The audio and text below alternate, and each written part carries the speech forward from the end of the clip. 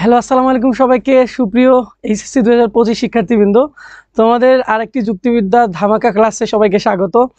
আজকে আমরা যুক্তিবিদ্যার দ্বিতীয় পত্রের এমসিকিউ সলভ করব এবং গতদিন যে রেখে দেওয়া দুইটা অধ্যায় যেগুলো শেষ করতে পারিনি আজকে শেষ করে তারপরে আমরা এমসিকিউতে চলে যাব। তো তোমরা আমাকে ঝটপট একটু জানাও যে ঠিকঠাক শুনতে পাচ্ছ কিনা। গত ক্লাসে আসলে প্রথমেই একটা মিনিট শোনা যাচ্ছিল না, সেটা আবার আসলে ঠিক করে রাখছি। তো তোমরা একটু ঝটপট একটু আমাকে জানাবা যে আমাকে ঠিকঠাক শুনতে পাচ্ছ কিনা, ঠিক আছে?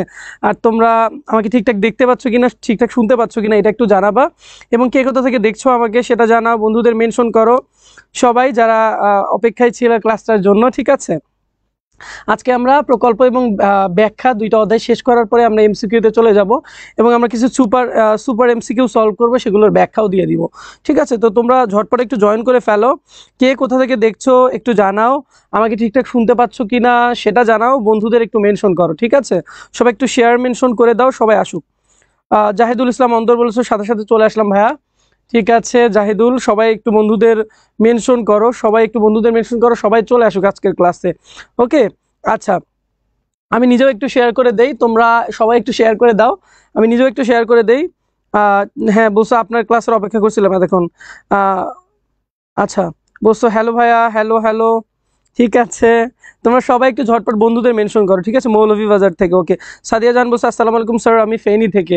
আচ্ছা, ফেনীতে তোমাদের আসলে বন্যা হওয়ার কথা, কি অবস্থা বন্যার একটু জানাবা যে বন্যা এখন ঠিকঠাক হয়েছে কিনা, ঠিক আছে? অনেক ভয়ের ব্যাপার ছিল যে, তোমরা সবাই একটু জানাও এবং বন্ধুদের আসলে আমি তো ভেবেছিলাম ক্লাস শেষ হয়েছে, না ক্লাস শেষ হয় নাই, আজকে 9টায় দিয়েছি। তোমাদের অনেকের করতে প্রবলেম হয় কিনা। প্লাবন বলেছে হবিগঞ্জ থেকে, ঠিক আছে। তারিন বলেছে জিসা শুনতে পেয়েছি। সাকিব বলেছে লালমনিরহাট থেকে, আমাদের উত্তরবঙ্গ। আচ্ছা, ঠিক আছে, সবাই একটু আসলে ঝটপট জয়েন করে ফেলো, সবাই ঝটপট একটু জয়েন করে ফেলো এবং কে কোথা থেকে দেখছো জানাও, ফ্রেন্ডদের একটু মেনশন করো, সবাই একটু ফ্রেন্ডদের মেনশন করো, সবাই একটু ফ্রেন্ডদের মেনশন করো ভাইয়া, সবাই একটু ফ্রেন্ডদের মেনশন করো, তাহলে সবাই আসতে পারবে, ঠিক আছে? সবাই আজকের ক্লাসে আসলে আসতে পারবে। আমি একটু নিজেও শেয়ার করে দিচ্ছি, তোমরা একটু শেয়ার করে দাও ফ্রেন্ডদের সাথে বিভিন্ন গ্রুপে, তাহলে আজকের ক্লাসে আসলে সবাই আসতে পারবে। ওকে, আচ্ছা, সবাই একটু একটু শেয়ার করো, বন্ধু বান্ধবরা আসুক সবাই আজকের ক্লাসে। আমরা একটু পরে আসলে আজকের ক্লাসটা শুরু করব। স্যার এভরিথিং ইজ ওকে, ওকে জুবু, ঠিক আছে। নুসরাত জাহান আসসালামু আলাইকুম। ওয়ালাইকুম আসসালাম। হ্যালো হ্যালো ভাইয়া, আমি সুন্দরবন থেকে, সুন্দরবনের ভিতরে আছো কিনা? ওকে, স্যার পড়ার ইচ্ছা নাই, কেন পড়ার ইচ্ছা নাই? পড়ার ইচ্ছা থাকতে হবে। নুসরাত জাহান যুক্ত হয়েছে রংপুর থেকে, হ্যাঁ আমাদের উত্তরবঙ্গের মানুষ সবাই। ভূমি এসেছো লক্ষ্মীপুর থেকে, দেখেছো। আচ্ছা, সবাই সবাই একটু জয়েন করো, আসলে মানুষ খুবই কম, ঠিক আছে? পড়ার ইচ্ছা মরে গেলে তো খুবই ঝামেলা, সামনে আরো অনেক সাগর পাড়ি দিতে হবে, ঠিক আছে? আরো সাগর পাড়ি আমাদের দিতে হবে। তো সুতরাং ইচ্ছাটাকে যদি এখনই মেরে ফেলো তাহলে সামনে আসলে অ্যাডমিশন, বড় আসলে নৌকা পাড়ি দিতে হবে, ঠিক আছে? তো সবাই এমসিকিউ ভালোভাবে ব্যাখ্যা দিয়েন। হ্যাঁ ইনশাল্লাহ এমসিকিউ এর ব্যাখ্যাগুলো দিয়ে দিব, ঠিক আছে? তো আমাদের গত ক্লাসে তোমরা সবাই যদি একটু শুধু শেয়ার মেনশন করো, সবাই কিন্তু ক্লাসে আসতে পারে, ঠিক আছে? তোমরা একটু শেয়ার মেনশন করো, সবাই একটু হাইলাইটস লেখাটা কমেন্ট সেকশনে লেখো, বন্ধু বান্ধবরা আজকের ক্লাসে আসুক, ঠিক আছে? ওকে, সবাই আসুক, সবাই জয়েন করুক। রিপা এসেছো, আসসালামু আলাইকুম ভাই। ওয়ালাইকুম আসসালাম। তাহলে আমরা আমরা গতদিন মানে গতকালকে আমরা হচ্ছে 1, 2 এবং 3 নম্বর অধ্যায় ভালোভাবে শেষ করেছিলাম। তোমরা যারা ক্লাসটা কোনো কারণে করো নাই কিংবা বুঝো নাই আমি দ্রুত পড়ানোর কারণে, তারা কাইন্ডলি একটু কষ্ট করে আবার ভিডিওটা দেখবে, ইউটিউবে দেওয়া আছে এবং একই সাথে ফেসবুকেও আছে। তো তোমাদের যেখানে সুবিধা তোমরা তোমরা সেখান থেকে ভিডিওটা আবার দেখবে, ইনশাল্লাহ বুঝবা যদি একটু মনোযোগ দিয়ে করো, আবার খাতা কলম নিয়ে বসবা, ঠিক আছে? অবশ্যই। তো এখন আমরা আসো যে আমরা 4র্থ নম্বর অধ্যায়ে যাব। এরপরে আমরা কি করব বলো তো? এরপরে আমরা 6ষ্ঠ অধ্যায় সেটা একটু দেখবো, এরপরে এমসিকিউ দেখবো, ঠিক আছে? আজকে আমরা কিন্তু অনেকগুলো জিনিস নিয়ে কথা বলবো। তো তোমরা সবাই একটু হচ্ছে ততক্ষণে মেনশন করো। আমি আসলে গতদিন যেখানে তোমাদের শেষ করেছিলাম সেখান থেকেই মূলত আজকে শুরু করব। ওকে, সেখান থেকেই হচ্ছে শুরু করব। ওকে, আচ্ছা, সবাই কিন্তু হচ্ছে কি করো, একটু শেয়ার করে দাও, ঠিক আছে? সবাই একটু শেয়ার করে দাও, সবাই একটু শেয়ার করে দাও লাইভটা। ওকে,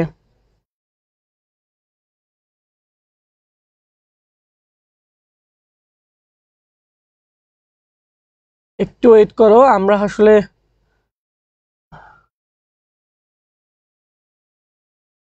আচ্ছা, আমরা এই পর্যন্ত শেষ করেছিলাম। আচ্ছা, এখন আমরা হচ্ছে আজকে কি বলতো চতুর্থ অধ্যায় থেকে শুরু করব। তোমরা যারা পিডিএফটা গতকালকে পেয়েছো তারা তো ইতিমধ্যে অনেক কিছু পড়ে ফেলেছো, কিন্তু আজকে আসলে উপস্থিতি অনেক কম। আসসালামু আলাইকুম ভাইয়া, চট্টগ্রাম থেকে দেখছি। ভাইয়া আপনি কেমন আছেন? যে আমি আলহামদুলিল্লাহ ভালো আছি। সবাই শেয়ার মেনশন দাও। আসলে তোমাদের উপস্থিতি খুবই হতাশাজনক। এই উপস্থিতি আসলে ক্লাস নেওয়ার জন্য উপযুক্ত না আসলে। ঠিক আছে, ওকে, তোমরা সবাই একটু শেয়ার মেনশন করো, সবাই আসুক। তো আমরা চতুর্থ অধ্যায় নিয়ে প্রথমে কথা বলি, প্রকল্প। ঠিক আছে, তো প্রকল্প অধ্যায় থেকে আমরা কি কি পড়বো, কি কি পড়বো সবগুলোর সাজেশন এখানে দেওয়া আছে, সবগুলো সাজেশন এখানে দেওয়া আছে। আমি একটু শর্টকাটে আলোচনা করে দিব তোমাদের সুবিধার জন্য। ওকে, আচ্ছা, তোমাদের সুবিধার জন্য একটু আলোচনা করে দিই যে প্রথমে যেটা পড়বা যে প্রকল্পের প্রাসঙ্গিকতা, প্রকল্প কেন আসলে প্রয়োজন। ঠিক আছে, প্রকল্প আসলে কেন প্রয়োজন সেটা পড়বা। সেটা হচ্ছে কোন বোর্ড বেশি করে পড়বা বলো তো? ঢাকা বোর্ড, যশোর বোর্ড এবং সিলেট এবং রাজশাহী বোর্ড। এই যে চারটা বোর্ড, এই চারটা বোর্ড খুবই ভালো করে প্রকল্পের প্রাসঙ্গিকতা পড়বা। বাকি বোর্ডগুলোও পড়বা, তবে কি এই চারটা বোর্ড বেশি ভালো করে পড়বা। কি বলতো? প্রকল্পের প্রাসঙ্গিকতা। ঠিক আছে, সব বোর্ডের সাজেশনে দেওয়া লাগে, তো এই জন্য হয় কি কিছু বোর্ডে একদম 100%ই কমন আসে, কিছু বোর্ডে একটু কম কমন আসে। ঠিক আছে, এই জন্য আলাদা করে একটু বলে দেওয়া। ঠিক আছে, আলাদা করে একটু বলে দেওয়া। তো এরপরে আসো প্রকল্পের স্তর। যে প্রকল্পের যে স্তর আছে চারটা, এই প্রকল্পের স্তর হচ্ছে সব বোর্ড পড়বা। মানে তোমরা যারা যে বোর্ডে আছো না কেন, এই প্রকল্পের স্তর হচ্ছে সব বোর্ডেই পড়বা। এই যে প্রকল্পের চারটা স্তরে একটু পরে আলোচনা করব, সেটা কিন্তু তোমাকে পড়তে হবে। এরপরে আসো যে কি, যে প্রকল্পের প্রমাণ। এই প্রকল্পকে আসলে প্রকল্প বৈধ হবে নাকি অবৈধ হবে, সেটা যে প্রকল্পের প্রমাণ, সেই প্রকল্প প্রমাণ আমরা কি কোন কোন বোর্ড বেশি দেখবো?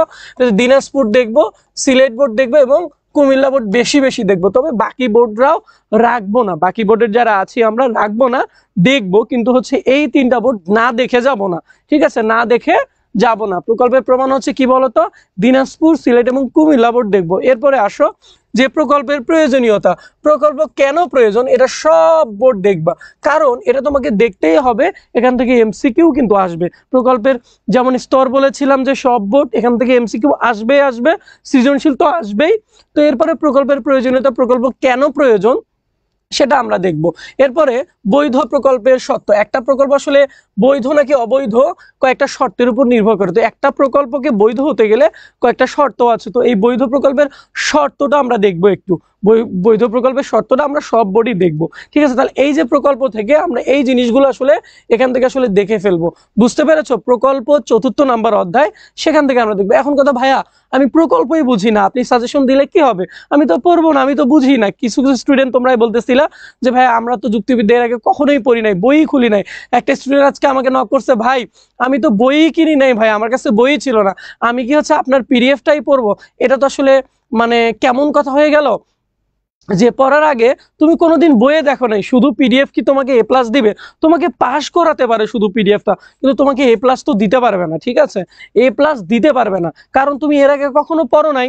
তুমি যদি এর আগে একটু পড়তা, ধরো তুমি 60% কিংবা 70% তোমার কভার, তুমি এখন এই সাজেশন ক্লাসটা করলে, সাজেশনটা পড়লে তোমার 100-এ 100 তুমি অ্যান্সার করতে পারবা, এবং সেখান থেকে তোমার লেখা, তোমার বানান ভুল, তোমার বাকি সবকিছুর উপর নির্ভর করবে তোমার এ প্লাসটা, তোমার 90 নম্বরটা। বুঝতে পারছো?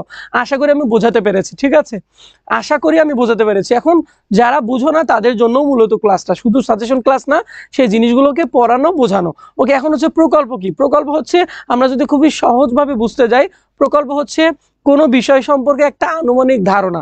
যে ধরো আমরা হচ্ছে দেখি না মাঝে মাঝে বলতো রাস্তার মধ্যে দেখি যে প্রকল্প বাস্তবায়নের কাজ চলছে, ধীরে চলুন, এভাবে লেখা থাকে না কোনো রাস্তার মধ্যে যখন কাজ হয়? তাহলে ওই প্রকল্প মানে কি বলতো? প্রকল্প মানে হচ্ছে কোনো একটা ধারণা, কোনো একটা বিষয়, ওটাকে বাস্তবায়ন করার জন্য একটা আনুমানিক কি হয়েছে, একটা আনুমানিক ধারণা গঠন করা হয়েছে। ঠিক আছে, তো এই আনুমানিক ধারণাটাই হচ্ছে কি বলতো প্রকল্প। মানে কোনো একটা বিষয় সম্পর্কে তুমি আগে যে ধারণাটা করে রাখবা যে এটা এভাবে হবে, এখানে এটা এরকম লাগবে, তো এই যে ব্যাপারটা, এটাই হচ্ছে প্রকল্প। অথবা ধরো তোমার বাসায় চুরি হয়ে গেছে, এখন এই ঘটনাটা কে ঘটাতে পারে, তুমি কি করলে একটা আনুমানিক ধারণা গঠন করলে এটা নিয়ে।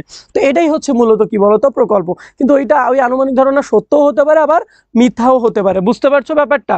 তাহলে তোমার সত্যও হতে পারে, আবার মিথ্যাও হতে পারে। যেমন কি ধরো প্রকল্পের আরেকটা উদাহরণ আমি ক্লাসে বারবার দেই, সেটা হচ্ছে কি ধরো তুমি অফিসে কাজ করো, তুমি বাসায় হচ্ছে তোমার হচ্ছে বাসায় হচ্ছে গ্লাস গ্লাস তোমার হচ্ছে জানালার গ্লাস তোমার হচ্ছে ওটা কাচের, তুমি চলে গেছো অফিসে, তুমি এসে দেখলা তোমার জানালার গ্লাসের মানে গ্লাসটা ভাঙা ভাঙা পড়ে আছে। এখন তুমি তুমি হচ্ছে দুইটা ধারণা করলা যে কি হতে পারে, যে এই জানালার পাশে হচ্ছে মাঠ, ছেলেরা ক্রিকেট খেলছে, অথবা জানালার পাশে একটা বড়ইর গাছ, এই বড়ই গাছে হচ্ছে বড়ই ঢিল দিতে পারে, যে বড়ই পড়ে গেছে এর জন্য। তো এই ঢিল হতে পারে, অথবা ছেলেরা বল খেলছে, এটা হতে পারে। এখন তুমি দেখলা যে কি বলতো, এই যে তুমি একটা আনুমানিক ধারণা গঠন করলে, আচ্ছা কিছু একটা হতে পারে, যে এই যে তোমার গ্লাসটা ভেঙে গেছে এটা কেন হয়েছে, তুমি বললে যে না ছেলেরা হচ্ছে বল খেলার কারণে হয়েছে। তো এইটা এই যে আনুমানিক একটা ধারণা গঠন করলে, এটাই হচ্ছে কি বলতো অনুমান। আমি জাস্ট বোঝানোর জন্য এই উদাহরণগুলো দিলাম, ঠিক আছে, এই উদাহরণগুলো জাস্ট বোঝানোর জন্য দিলাম যে প্রকল্প আসলে কাকে বলে বা কি। ঠিক আছে, ওকে, দিয়ে দিব দিব দিব দিব ঠিক আছে। আসসালামু আলাইকুম। ওয়ালাইকুম আসসালাম। ওকে, দিয়ে দিব। ঠিক আছে, প্রকল্প মানে হচ্ছে কি কোনো কিছু সম্পর্কে আনুমানিক ধারণা। ওকে, দেখো যে কোনো প্রকৃত প্রমাণ ছাড়া অপ্রতুল প্রমাণের উপর ভিত্তি করে আমরা যে আনুমানিক ধারণা গঠন করি, তারই নাম প্রকল্প। এখানে ধারণা কথাটা লেখা নাই, একটু লিখে নিলা।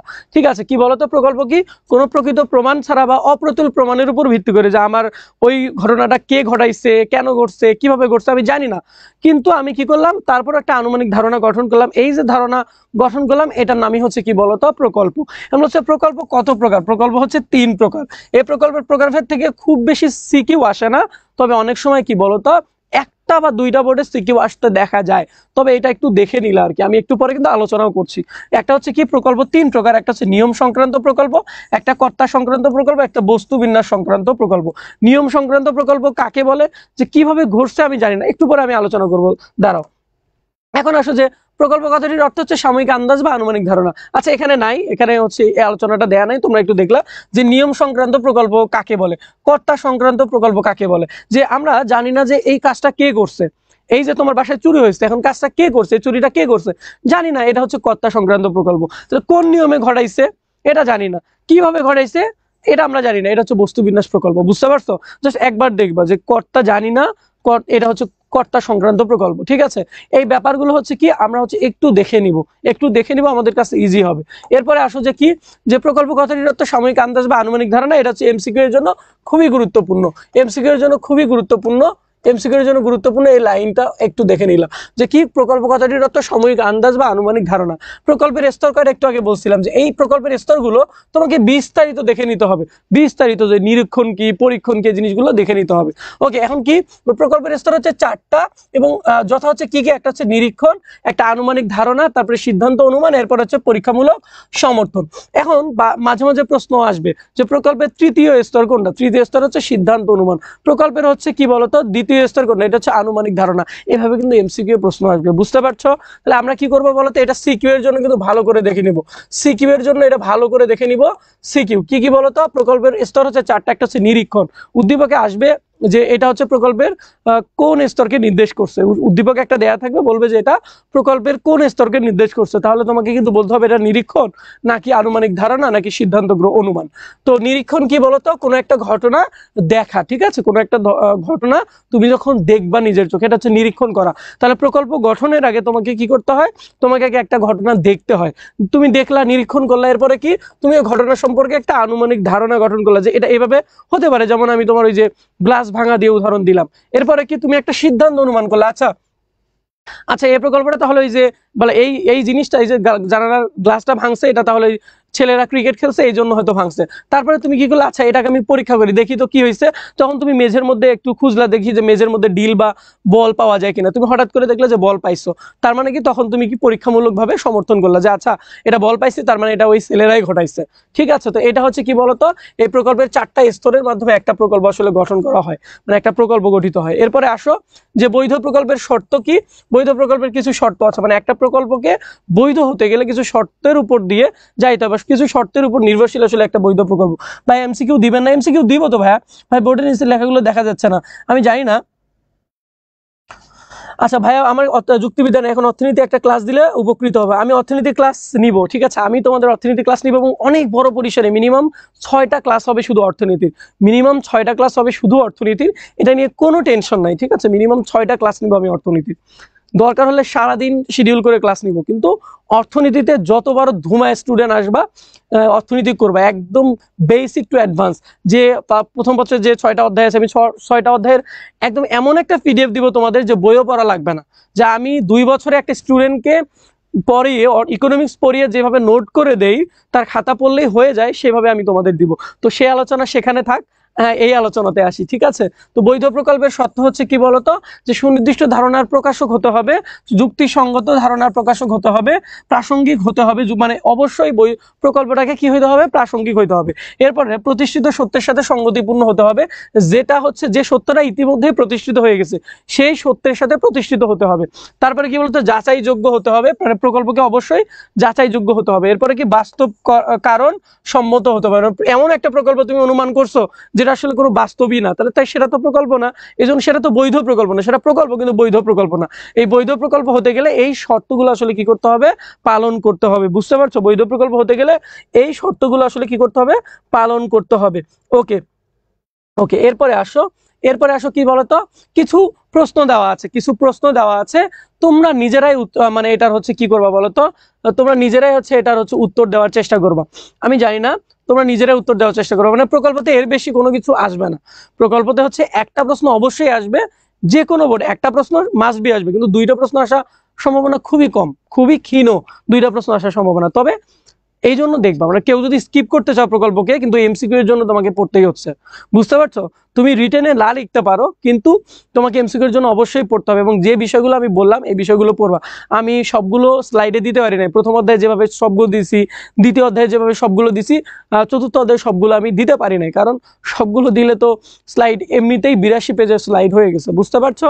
ওকে, এখন দেখো আমরা এই সৃজনশীলটা একটু প্র্যাকটিস করার চেষ্টা করি। দেখো তো একটু প্র্যাকটিস করার চেষ্টা করি। যে রাহিন সাহেব অফিসে হঠাৎ অসুস্থ হয়ে পড়েন, অফিসের কর্মীরা তাকে দ্রুত ডাক্তারের কাছে নিয়ে যান। রাহিন এই ধরো একটা নাম, যে সাহেবকে দেখে রাহিন সাহেবকে দেখে ডাক্তার প্রাথমিকভাবে ধারণা করেন যে তার মস্তিষ্কে রক্তক্ষরণ হয়েছে। রাহিন সাহেবকে ডাক্তার কতগুলো পরীক্ষা করতে বললেন, পরীক্ষার রিপোর্টে দেখা যায় সত্যিই রাহিন সাহেবের মস্তিষ্কে রক্তক্ষরণ হয়েছে। ডাক্তার রিপোর্ট দেখে পরবর্তী পদক্ষেপ গ্রহণ করলেন। এখন কথা হচ্ছে প্রকল্প কাকে বলে, আচ্ছা দেখো, এখন কথা হচ্ছে প্রকল্প কাকে বলে, এটা তো একটু আগে পড়লাম, ঠিক আছে। এরপর হচ্ছে কি, খ নম্বর হচ্ছে কাজ চালানো প্রকল্প কাকে বলে। এটা কিন্তু খুব গুরুত্বপূর্ণ, এটা হচ্ছে অনুধাবনমূলক প্রশ্নের জন্য খুবই গুরুত্বপূর্ণ, যে কাজ চালানো প্রকল্প কেন প্রয়োজন বা কাজ চালানো প্রকল্প কাকে বলে। ঠিক আছে, এটা সাময়িক প্রকল্প। ওকে, এটা সাময়িক প্রকল্প বলে। যে এখন গ নম্বর বলছে যে উদ্দীপকে কোন বিষয়টি প্রতিফলিত হয়েছে তার প্রকৃতি ব্যাখ্যা করো। উদ্দীপকে কোন বিষয়টা প্রতিফলিত হয়েছে বলো তো? অবশ্যই প্রকল্পের ব্যাপারটা। এখন এর প্রকৃতি কি, ওই যে প্রথমে বলছিলাম প্রকৃতি প্রাসঙ্গিকতা, সেই প্রকৃতিটা এখানে লিখবা। প্রকল্প কাকে বলে, প্রকল্প কিভাবে হয়, এই ব্যাপারগুলো হচ্ছে এখানে লিখে ফেলবা। এরপরে ঘ নাম্বার কি আছে বলো তো, উদ্দীপকে কি প্রকল্পের সবগুলো স্তর পরিলক্ষিত হয়েছে, উত্তরের সপক্ষে যুক্তি দাও। বলছে উদ্দীপকে কি প্রকল্পের সবগুলো স্তর, ওই যে স্তরে কিন্তু যে প্রথমে পরীক্ষা দেখছে, প্রথমে হচ্ছে ওই যে একটু আগে বললাম না যে প্রকল্পের স্তর 4টা, প্রথমে দেখতে হবে, তারপরে হচ্ছে পরীক্ষা করতে হবে, তারপরে যাচাই করতে হবে, তারপরে না তোমাকে কি দিতে পারবে, তারপরে হচ্ছে পদক্ষেপ গ্রহণ করা যাবে, মানে সিদ্ধান্ত নেওয়া যাবে। তার মানে কি, এখানে প্রকল্পের কিন্তু সবগুলো স্তর কিন্তু আছে। ঠিক আছে, প্রকল্পের যে 4টা স্তর সবগুলো কিন্তু এখানে, সবগুলো সম্পর্কে কিন্তু এখানে একটা ধারণা দেওয়া হচ্ছে এই ডক্টর এবং এই রাহিন সাহেবের অসুস্থতা নিয়ে। বুঝতে পারছো ব্যাপারটা? প্রশ্ন কিভাবে আসে আমি শুধু একটা প্যাটার্ন দেখাই দিলাম তোমাদের, বুঝতে পারছো এই পর্যন্ত? বলো তো বুঝতে পারছো কিনা? প্রশ্ন কিভাবে আসে আমি জাস্ট একটা প্যাটার্ন তোমাদের দেখাই দিলাম। তাইমা তাহসিন আলিজা বলেছে আসসালামু আলাইকুম। ওয়ালাইকুম আসসালাম আলিজা। ওকে, বলো এই পর্যন্ত বুঝতে পারছো কিনা? ঠিক আছে,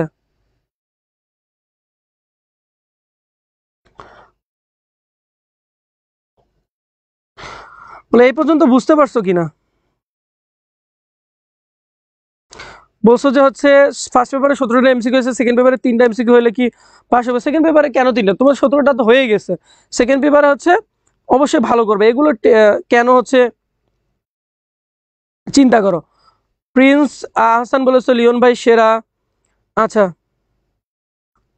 থ্যাংক ইউ প্রিন্স। বলছো জাহিদুল ইসলাম ভাই যুক্তিবিদ্যা প্রথমত এমসিকিউ খারাপ হয়েছে আমার, 10টাও হবে না মনে হয়, 3টা কি ভালো করলে 2টা মিলে পাস কাউন্ট করা হবে? হ্যাঁ, 2টা মিলে অবশ্যই এটাতে ভালো করো।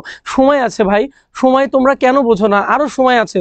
তুমি প্রথম বছরে ভালো করছো, এখন দ্বিতীয় বছর জীবন ছেড়ে দাও, মানে মানুষ তো আসলে রিয়েলাইজ করে তোমার তো সুযোগটা আছে। ধরো আমি একটা উদাহরণ দিই সব সময়, যে ধরো একটা মানুষের মৃত্যু হবে, এই সময় হচ্ছে মালাকুল মউত তোমার সামনে আসছে। এখন তুমি হচ্ছে তাকে বলবা এবং আল্লাহর কাছে বলবা আর কয়েকটা দিন বাঁচতাম যদি, তাহলে আমি ভালো কাজ করতাম, তাহলে আমি আবার মনে করো যে কি করতাম, আবার হচ্ছে ভালো পুণ্যর কাজ করতাম যেগুলো আমি সৃষ্টিকর্তাকে কথা দিয়ে এসেছিলাম। কিন্তু ওই মুহূর্তে আসলে মালাকুল মউত তো ফেরত যায় না, ঠিক আছে? ফেরত যাবে? ফেরত যাবে না। একমাত্র মুসা আলাইহিস সালাম ফেরত পাঠাতে মানে পেরেছিলেন। আমরা মানুষ, আমরা কি ফেরত পাঠাতে পারবো? আমরা পারবো না। তাহলে মালাকুল মউত যখন আসবে তখন আমাকে মৃত্যুবরণ করতে হবে। তো তখন আফসোস করে কোনো লাভ নাই। এই সুযোগটা আমরা কিন্তু তখন পাবো না। এখন তো আমি পাচ্ছি, আমি মৃত্যু দিয়ে এটার উদাহরণ দিচ্ছি। এর থেকে কঠিন উদাহরণ আমার কাছে আর নাই ভাইয়া, বুঝতে পারছো? যে তোমার সুযোগ আছে, তুমি খারাপ করছো, তোমার সুযোগ আছে, সময় আছে, তুমি ভালো করবা। তুমি নিজের সবটুকু দিয়ে, পরিশ্রম দিয়ে, চেষ্টা দিয়ে তোমার ভালো করার সুযোগ আছে। কিন্তু তোমার যখন মৃত্যু হবে তো তুমি কি পারবা বলো তো? এই সুযোগটা নাই। তো সেটা তুমি যদি সুযোগ পাও, তুমি ভালো করতা না? তুমি সৃষ্টিকর্তার কথাগুলো মানতা না? তুমি এটাকে সেভাবে নাও যে তুমি সুযোগ পাইছো ভালো করার, তুমি করো। আমি আর এর থেকে কঠিন উদাহরণ কি দিব বলো তো? এর থেকে কঠিন উদাহরণ হয় আসলে বলো? তুমি এইটাকে তুমি সুযোগ হিসেবে নাও। তুমি ফার্স্ট পেপার খারাপ করছো, সেকেন্ড পেপারে 90 পাও, তাহলে তো দুইটা এভারেজ মিলে 160 আসে, প্লাসে আসে, ঠিক আছে? মাহমুদুল হাসান আলী বলেছে, স্যার আপনার ক্লাস অনেক ভালো লাগে, প্লাস অনেক বেশি বোঝা যায় ইনশাআল্লাহ। ওকে ভাইয়া, 3 অধ্যায় ভালো বুঝি না। 3 অধ্যায়ের ক্লাসগুলো আমি হচ্ছে আমি ক্লাসটা করে নিয়েছি, তুমি আবার একবার দেখবা, ঠিক আছে? আবার একবার দেখবা, আবার একবার দেখবা, আবার একবার দেখবা। এই আলহামদুলিল্লাহ তোমরা 28টা, কেউ কেউ 26টা, যেমন হচ্ছে ইয়া বলেছো, মামুন বলেছো যে 28টা এমসিকিউ হয়েছে, আলিজা বলেছো 26টা। আলহামদুলিল্লাহ তোমরা অনেক ভালো করেছো। তাসনুবা আরিস আই এম কি আইরিস বলেছো এমসিকিউ 16টা হয়েছে।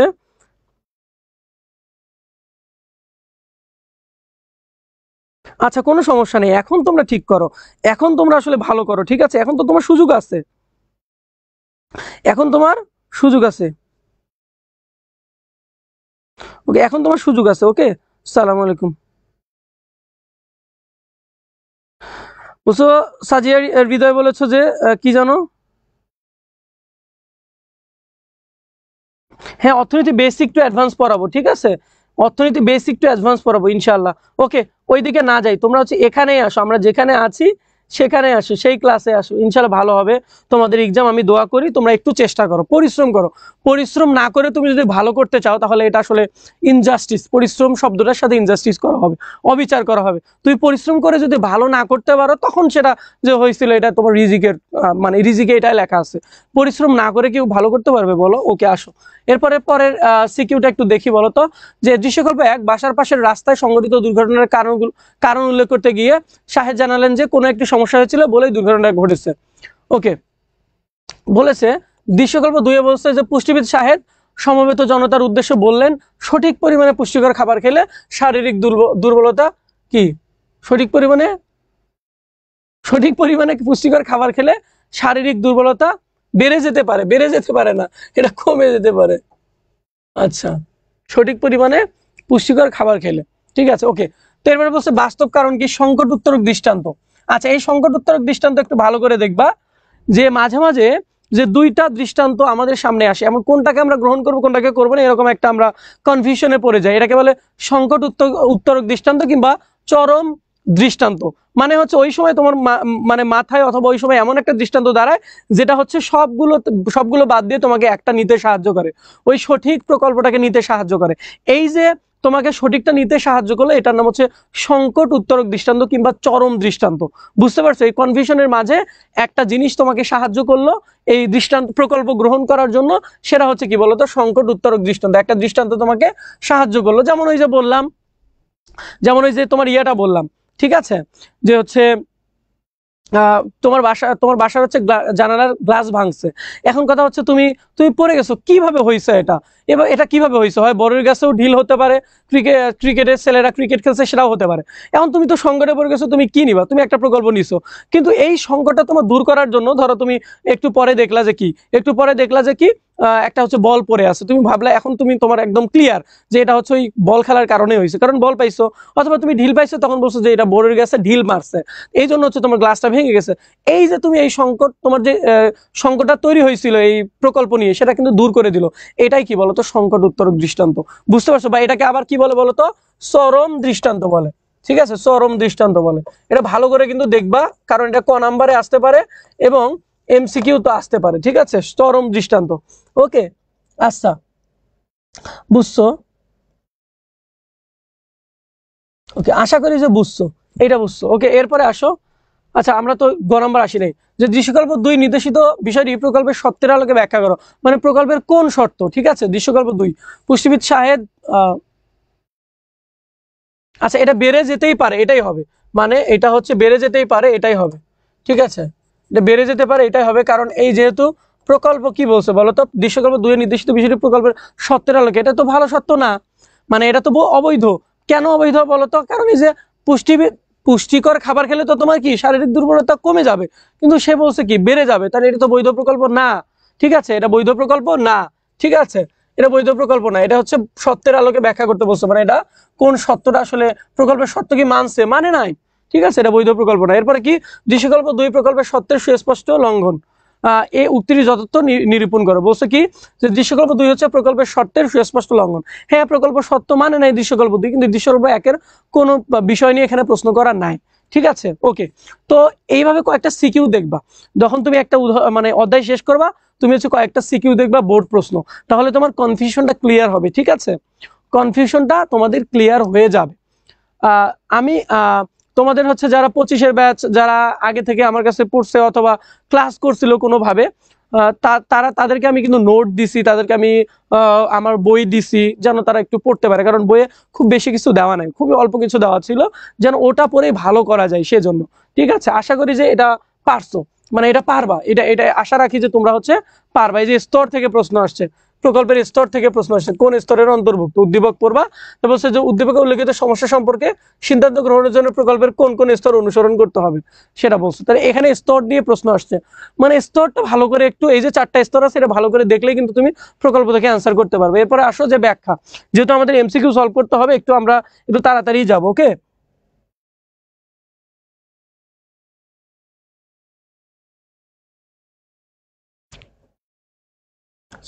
আচ্ছা, একটু পরে কিন্তু এমসিকিউ সলভ করবো আমরা। ওকে, দেখো যে আমরা ব্যাখ্যার মধ্যে আসি। ব্যাখ্যাটা এখানে কিন্তু 1টা 2টা প্রশ্ন আসে, 2টা আসার সম্ভাবনাই বেশি। ঠিক আছে, যেহেতু 11টা প্রশ্ন আসবে, 2টা আসার সম্ভাবনাই কিন্তু বেশি। তবে এখান থেকে 2টা আসলে তোমার জন্য কিন্তু প্লাস পয়েন্ট ভাইয়া, কারণ ব্যাখ্যার মতো সহজ দ্বিতীয় বছরের মধ্যে আর একটাও নাই। ব্যাখ্যার মতো অধ্যায় সহজ দ্বিতীয় বছরের মধ্যে আর কি একটাও নাই ভাইয়া, বুঝতে পারছো? ব্যাখ্যা হচ্ছে সবচেয়ে সহজ অধ্যায় এখানে দ্বিতীয় বছরের মধ্যে। তাহলে ব্যাখ্যা কি? ব্যাখ্যা কি বলতো, যে কোনো একটা ঘটনার কি বলতো সুস্পষ্ট, মানে কোনো একটা ঘটনাকে সুস্পষ্ট করা কিংবা হচ্ছে স্পষ্ট করাকে হচ্ছে ব্যাখ্যাকরণ বলে। মানে একটা ঘটনা হচ্ছে দুর্বোধ্য, তুমি সহজে বুঝতে পারছো না, ওইটাকে সুস্পষ্ট করা, স্পষ্টভাবে উল্লেখ করাকে কি বলে বলতো ব্যাখ্যা বলে। এটা সবচেয়ে সহজ করে আমি আমার ভাষায় বললাম, তুমি তোমার মতো করে লিখবা। মানে কোনো একটা দুর্বোধ্য অস্পষ্ট ব্যাপারকে কি করা বলতো সুস্পষ্ট করা, কে বলতো কি বলতো সুস্পষ্ট করাকেই মূলত ব্যাখ্যা বলে। এই ব্যাখ্যাটা হচ্ছে কি হয় বলতো, 2 ধরনের হয়। একটা হচ্ছে লৌকিক ব্যাখ্যা বা লৈকিক ব্যাখ্যা, আর একটা কি বলতো বৈজ্ঞানিক ব্যাখ্যা। এই বৈজ্ঞানিক ব্যাখ্যার আবার 3টা রূপ আছে। ঠিক আছে, এই বৈজ্ঞানিক ব্যাখ্যার 3টা রূপ থেকে একটা সৃজনশীল প্রশ্ন, আর এই লৌকিক ব্যাখ্যা এবং হচ্ছে বৈজ্ঞানিক ব্যাখ্যা থেকে একটা প্রশ্ন, 2টা প্রশ্ন আসার জায়গা এখানে, বুঝতে পারছো? 2টা প্রশ্ন আসার জায়গা, বৈজ্ঞানিক ব্যাখ্যার যে 3টা রূপ আছে, শৃঙ্খল, যোজন, এগুলো থেকে, আর কি বলতো আর একটা হচ্ছে 2টা ব্যাখ্যা, 2 প্রকার ব্যাখ্যা থেকে একটা প্রশ্ন আসবে, অথবা একটা প্রশ্নের মধ্যেই কি বলতো একটা প্রশ্নের মধ্যে বৈজ্ঞানিকও থাকবে, লৌকিক ব্যাখ্যাও থাকবে, বুঝতে পারছো? এখন আসো যে ব্যাখ্যা কি এর বৈশিষ্ট্য কি, ব্যাখ্যা কি এবং বৈশিষ্ট্য কি সেটা একটু দেখে নিব। ফর এমসিকিউ কখ নাম্বার, ফর এমসিকিউ এবং কখ নাম্বার, ফর এমসিকিউ এবং কখ নাম্বার। ঠিক আছে, কখ নাম্বারের জন্য কি করবা বলো তো, দেখে নিবা। ফর এমসিকিউ এবং কখর জন্য দেখে নিবা। এরপর আছে লৌকিক ব্যাখ্যার বৈশিষ্ট্য এবং বৈজ্ঞানিক ব্যাখ্যার বৈশিষ্ট্য। তোমাকে বলবে যে এটা কোন ব্যাখ্যা, দেন তার বৈশিষ্ট্য সম্পর্কে তোমাকে লিখতে হবে। তারপরে কি বৈজ্ঞানিক ব্যাখ্যার রূপ, এই যে বৈজ্ঞানিক ব্যাখ্যার কয়টা রূপ বলো তো, 3টা রূপ, সেই 3টা রূপ পড়তে হবে। ঠিক আছে, তো আমরা একটু লৌকিক ব্যাখ্যা কাকে বলে, বৈজ্ঞানিক ব্যাখ্যা কাকে বলে একটু দেওয়ার চেষ্টা করি। ধরো একটা গ্রামে ধরো তোমার গ্রামে আসলে মানুষ কলেরা রোগে আক্রান্ত হচ্ছে। এখন মানুষেরা বলতেছে এই গ্রামে আসলে কি ওলা বিবি আসছে, অথবা একজন ওলা বিবি বলতে ধরো একটা দেবী, অথবা যারা যে কোনো কিছু যারা হচ্ছে কি ভূত টাইপের বলো, ঠিক আছে, যে এই গ্রামে ওলা বিবি আসছে, এই কারণে কি হয়েছে এই গ্রামের মানুষ আসলে কলেরা রোগে আক্রান্ত হচ্ছে। এটা কি মানুষ ভেদে এক এক রকম, তো এটা হচ্ছে কি ভুতুরে ব্যাখ্যা না, এই ব্যাখ্যাটাই মূলত কি লৌকিক ব্যাখ্যা, মানে মানুষ এটাকে বিশ্বাস করে। কিন্তু বৈজ্ঞানিক ব্যাখ্যা কি বলবে যে ওই গ্রামের মানুষ আসলে কি করে, পুকুরের পানি ব্যবহার করে, পুকুরে তারা গোসল করে, ওই পুকুরে তারা হচ্ছে বজ্র ফেলে, ময়লা ফেলে, সেই পুকুরের পানি তারা খায়, এবং ওই পুকুরের পানি তারা দৈনিক আসবাবপত্র ধোয়া মোছা সবকিছু করে। তো এই জন্য কি হয়েছে ওই গ্রামের মানুষ কি বলতো কলেরা রোগে আক্রান্ত হয়েছে, যেহেতু পানিবাহিত একটা রোগ।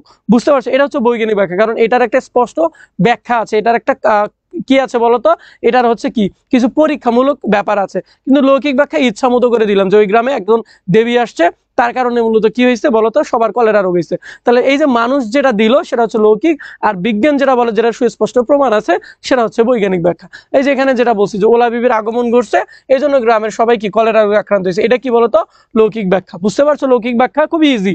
ব্যাখ্যা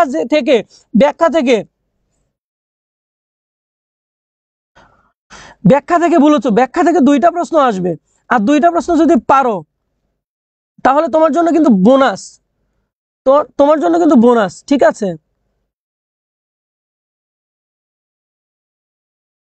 ওকে, এরপরে আসো, এই যে বৈজ্ঞানিক ব্যাখ্যা একটা উদাহরণ এখানে দিচ্ছি, যে একই ঘটনাকে একই ব্যাখ্যায় প্রমাণ করা হয়, মানে একই ঘটনাকে এই ব্যাখ্যায় প্রমাণ করা হয় কেমন, কিভাবে, যে একটা গ্রামে সবাই কলেরা রোগে আক্রান্ত, বিজ্ঞান খুঁজে বের করে যে মানুষ মানুষ গ্রামের মানুষ আসলে কোন পানি আসলে পান করে। তো এই যে আমি তো একটা উদাহরণ দিয়ে দিচ্ছি, যে ওই যে গ্রামের মানুষ কি বলতো যেহেতু কলেরা একটা পানিবাহিত রোগ, সুতরাং গ্রামের মানুষ কোন পানি ব্যবহার করে সেটা আগে বিজ্ঞান দেখবে, ঠিক আছে। ওকে, এরপরে আসলে যে বৈজ্ঞানিক ব্যাখ্যার আছে তিনটা রূপ, কি কি, এই যে বিশ্লেষণ, শৃঙ্খল যোজন এবং অন্তর্ভুক্তি, এই তিনটা রূপ থেকে কিন্তু একটা সৃজনশীল আসে, ঠিক আছে, একটা সিকিউ আসে, তিনটা রূপ, একটা হচ্ছে বিশ্লেষণ, একটা শৃঙ্খল যোজন, একটা হচ্ছে অন্তর্ভুক্তি। কার্যকারণ সম্পর্ক নির্ণয়, কি বলতো কার্যকারণ সম্পর্ক নির্ণয়, বৈজ্ঞানিক ব্যাখ্যার মূল ভিত্তি হলো কার্যকারণ সম্পর্ক স্থাপন করা, কোন ঘটনার কারণ খুঁজে বের করায় বিজ্ঞানসম্মত ব্যাখ্যার উদ্দেশ্য, ঠিক আছে, বিজ্ঞানসম্মত ব্যাখ্যার উদ্দেশ্য কি কোনো ঘটনার কারণ খুঁজে বের করা। তো এরপরে আসো যে প্রকল্পের সাথে যুক্ত, মানে এখানে দেওয়া আছে কি যে আচ্ছা এগুলো হচ্ছে বৈজ্ঞানিক ব্যাখ্যার বৈশিষ্ট্য, ঠিক আছে, এই যে এখানে দেওয়া আছে এটা লিখে নাও, এটা হচ্ছে বৈজ্ঞানিক ব্যাখ্যার বৈশিষ্ট্য, এটা হচ্ছে কি বলতো বৈজ্ঞানিক ব্যাখ্যার বৈশিষ্ট্য, বৈজ্ঞানিক ব্যাখ্যার বৈশিষ্ট্য, বৈজ্ঞানিক ব্যাখ্যার বৈশিষ্ট্য, এগুলো এখানে হেডিংটা দেয়া নাই, আমি দিয়ে দিলাম। বৈজ্ঞানিক ব্যাখ্যার বৈশিষ্ট্য খুব সুন্দর করে দেখে নিলা, খুব সুন্দর করে দেখে নিবা, আমি তো এই পিডিএফটা দিয়ে দিব বা দিয়ে দিছি অলরেডি। বৈজ্ঞানিক ব্যাখ্যার মূল ভিত্তি হলো কার্যকরণ সম্পর্ক স্থাপন করা, এগুলো কি বলতো, এগুলো হচ্ছে বৈজ্ঞানিক ব্যাখ্যার বৈশিষ্ট্য। প্রকল্পের সাথে সংযুক্ত, বৈজ্ঞানিক ব্যাখ্যা নির্দিষ্ট প্রকল্পের উপর ভিত্তি করে তৈরি হয়, সংযুক্তিকরণ ও শ্রেণীকরণ, ঠিক আছে, যে একটি ঘটনা বোঝার জন্য বৈজ্ঞানিক ব্যাখ্যায় সেটাকে অনুরূপ অন্যান্য ঘটনার সাথে যুক্ত করা হয়, ঠিক আছে। উদাহরণ যেমন জোয়ার ভাটাকে ব্যাখ্যা করার জন্য, কিংবা চাঁদের মাধ্যাকর্ষণ শক্তির প্রভাবকে বোঝাতে হয়।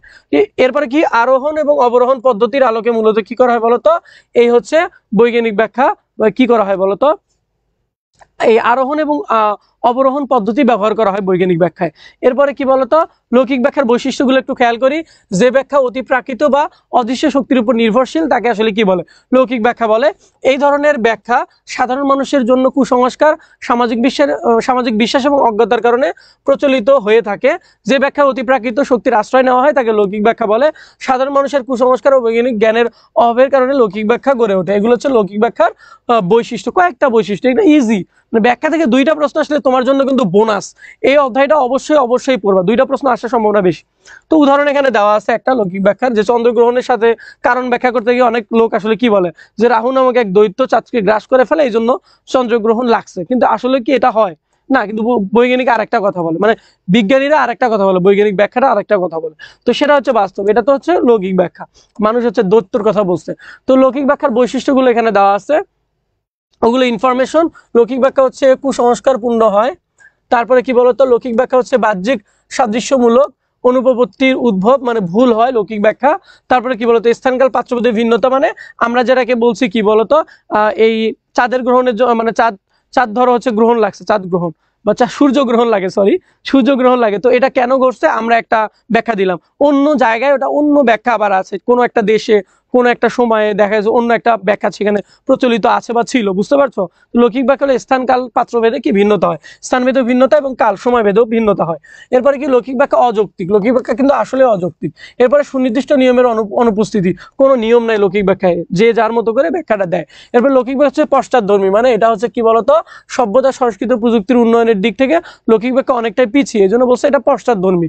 ঠিক আছে, ওকে। এরপরে দেখো যে লৌকিক ও বৈজ্ঞানিক ব্যাখ্যার পার্থক্য, মানে এই লৌকিক এবং বৈজ্ঞানিক ব্যাখ্যার পার্থক্য আসলে কোথায়, সেই পার্থক্যগুলো এখানে দেখা যাচ্ছে। কার্যকরণ নির্ণয়ের ভিন্নতা, কারণ নির্ণয়ের ভিন্নতা, বাহ্যিক সাদৃশ্য মৌলিক সাদৃশ্যের মধ্যে পার্থক্য, সাধারণ নিয়ম বনাম বিশেষ ঘটনা, তারপরে ব্যক্তিভেদে ব্যাখ্যার পরিবর্তন, এক এক ব্যক্তি এক এক ধরনের ব্যাখ্যাটা দেয়, কিন্তু বৈজ্ঞানিক ব্যাখ্যা কি আসলেই ব্যক্তিভেদে ভিন্নতা হয় না, একই হয় ব্যাখ্যা। তো এরপরে কি যাচাই যোগ্যতা, এখানে যাচাই যোগ্যতা থাকে কিন্তু লৌকিক ব্যাখ্যা যাচাই যোগ্যতা থাকে না। পদ্ধতির ব্যবহার, এখানে কি পদ্ধতি ব্যবহার করা, আবার হচ্ছে বৈজ্ঞানিক ব্যাখ্যায় কি পদ্ধতি হয়। এই যে বলা হচ্ছে বৈজ্ঞানিক ব্যাখ্যার যে তিনটা রূপ আছে, সেই তিনটা রূপ নিয়ে আলোচনা করা আছে। একটা হচ্ছে বিশ্লেষণ, একটা শৃঙ্খল যোজন, একটা হচ্ছে অন্তর্ভুক্তি। বুঝতে পারছো, এই তিনটাকে বুঝতে হবে। আচ্ছা, তোমরা অযথা কমেন্ট করো না, তোমরা তো একটু পড়তে পারো, জিনিসগুলো একটু পড়তে পারো, ঠিক আছে, জিনিসগুলো একটু দেখতে পারো, নোট করে নিতে পারো। বিশ্লেষণ কি বলতো, যে বৈজ্ঞানিক ব্যাখ্যায় কোনো জটিল ঘটনা বা কার্যকে বিশ্লেষণ করে স্বতন্ত্র কারণসমূহের সাহায্যে ব্যাখ্যা করা হয় তাকে কি বলে, বিশ্লেষণ বলে। যেমন এখানে দেখানো হয় যে একটি ঘটনা বা কার্য একাধিক পৃথক কারণে সম্মিলিত প্রভাবের ফসল। যেমন এখানে দেওয়া আছে কি, নদীতে যেমন নৌকা চলতেছে, এই যে নৌকা চলে, এই যে নৌকার গতি, এটা বোঝানোর জন্য কি বলতো বিভিন্ন কারণ বিশ্লেষণ করা হয়। যেমন একসাথে কাজ করে নদীর স্রোত, বাতাসের বেগ, দাঁড়ের ব্যবহার, মানে তুমি দাঁড় ব্যবহার করতেছো সেটা একটা নদী স্রোতের কারণে আগায়, তারপরে বাতাসের বেগের কারণে আগায়।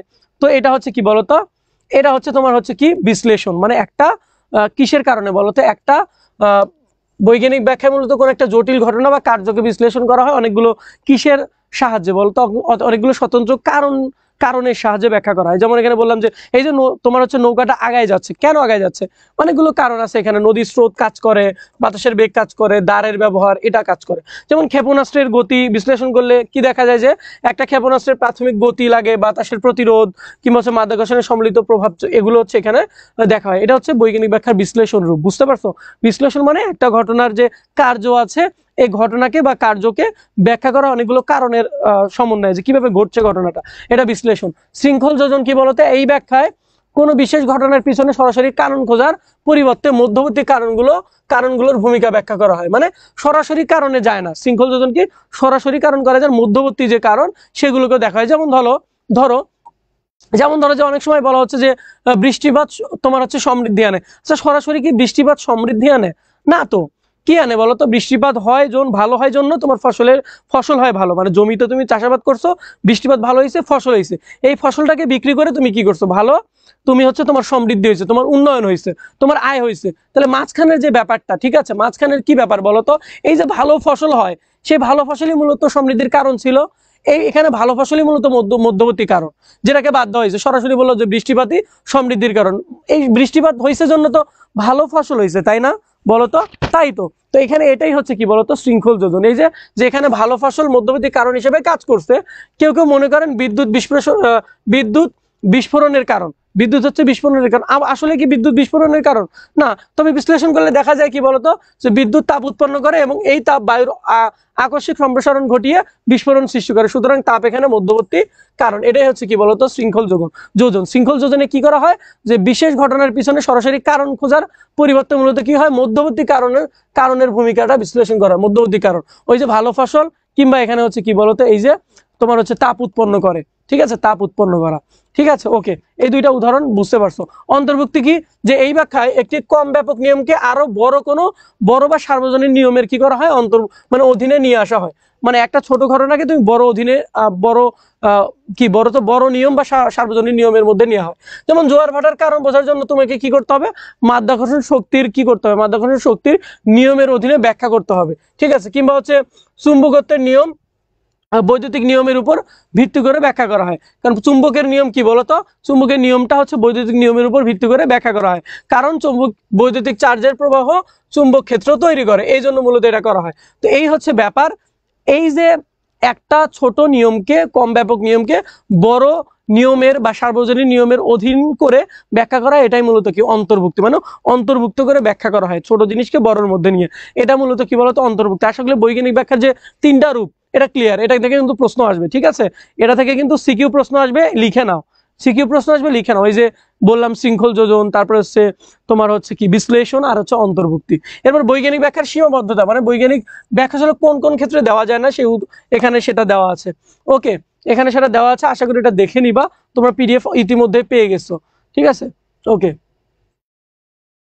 ওকে, এখানে কয়েকটা প্রশ্ন দেওয়া আছে, এগুলো তোমরা পারবা। এখানে একটা প্রকল্পের একটা উদাহরণ মানে প্রশ্ন চলে আসছে, কোনো সমস্যা নেই, তোমরা হচ্ছে দেখে নিবা।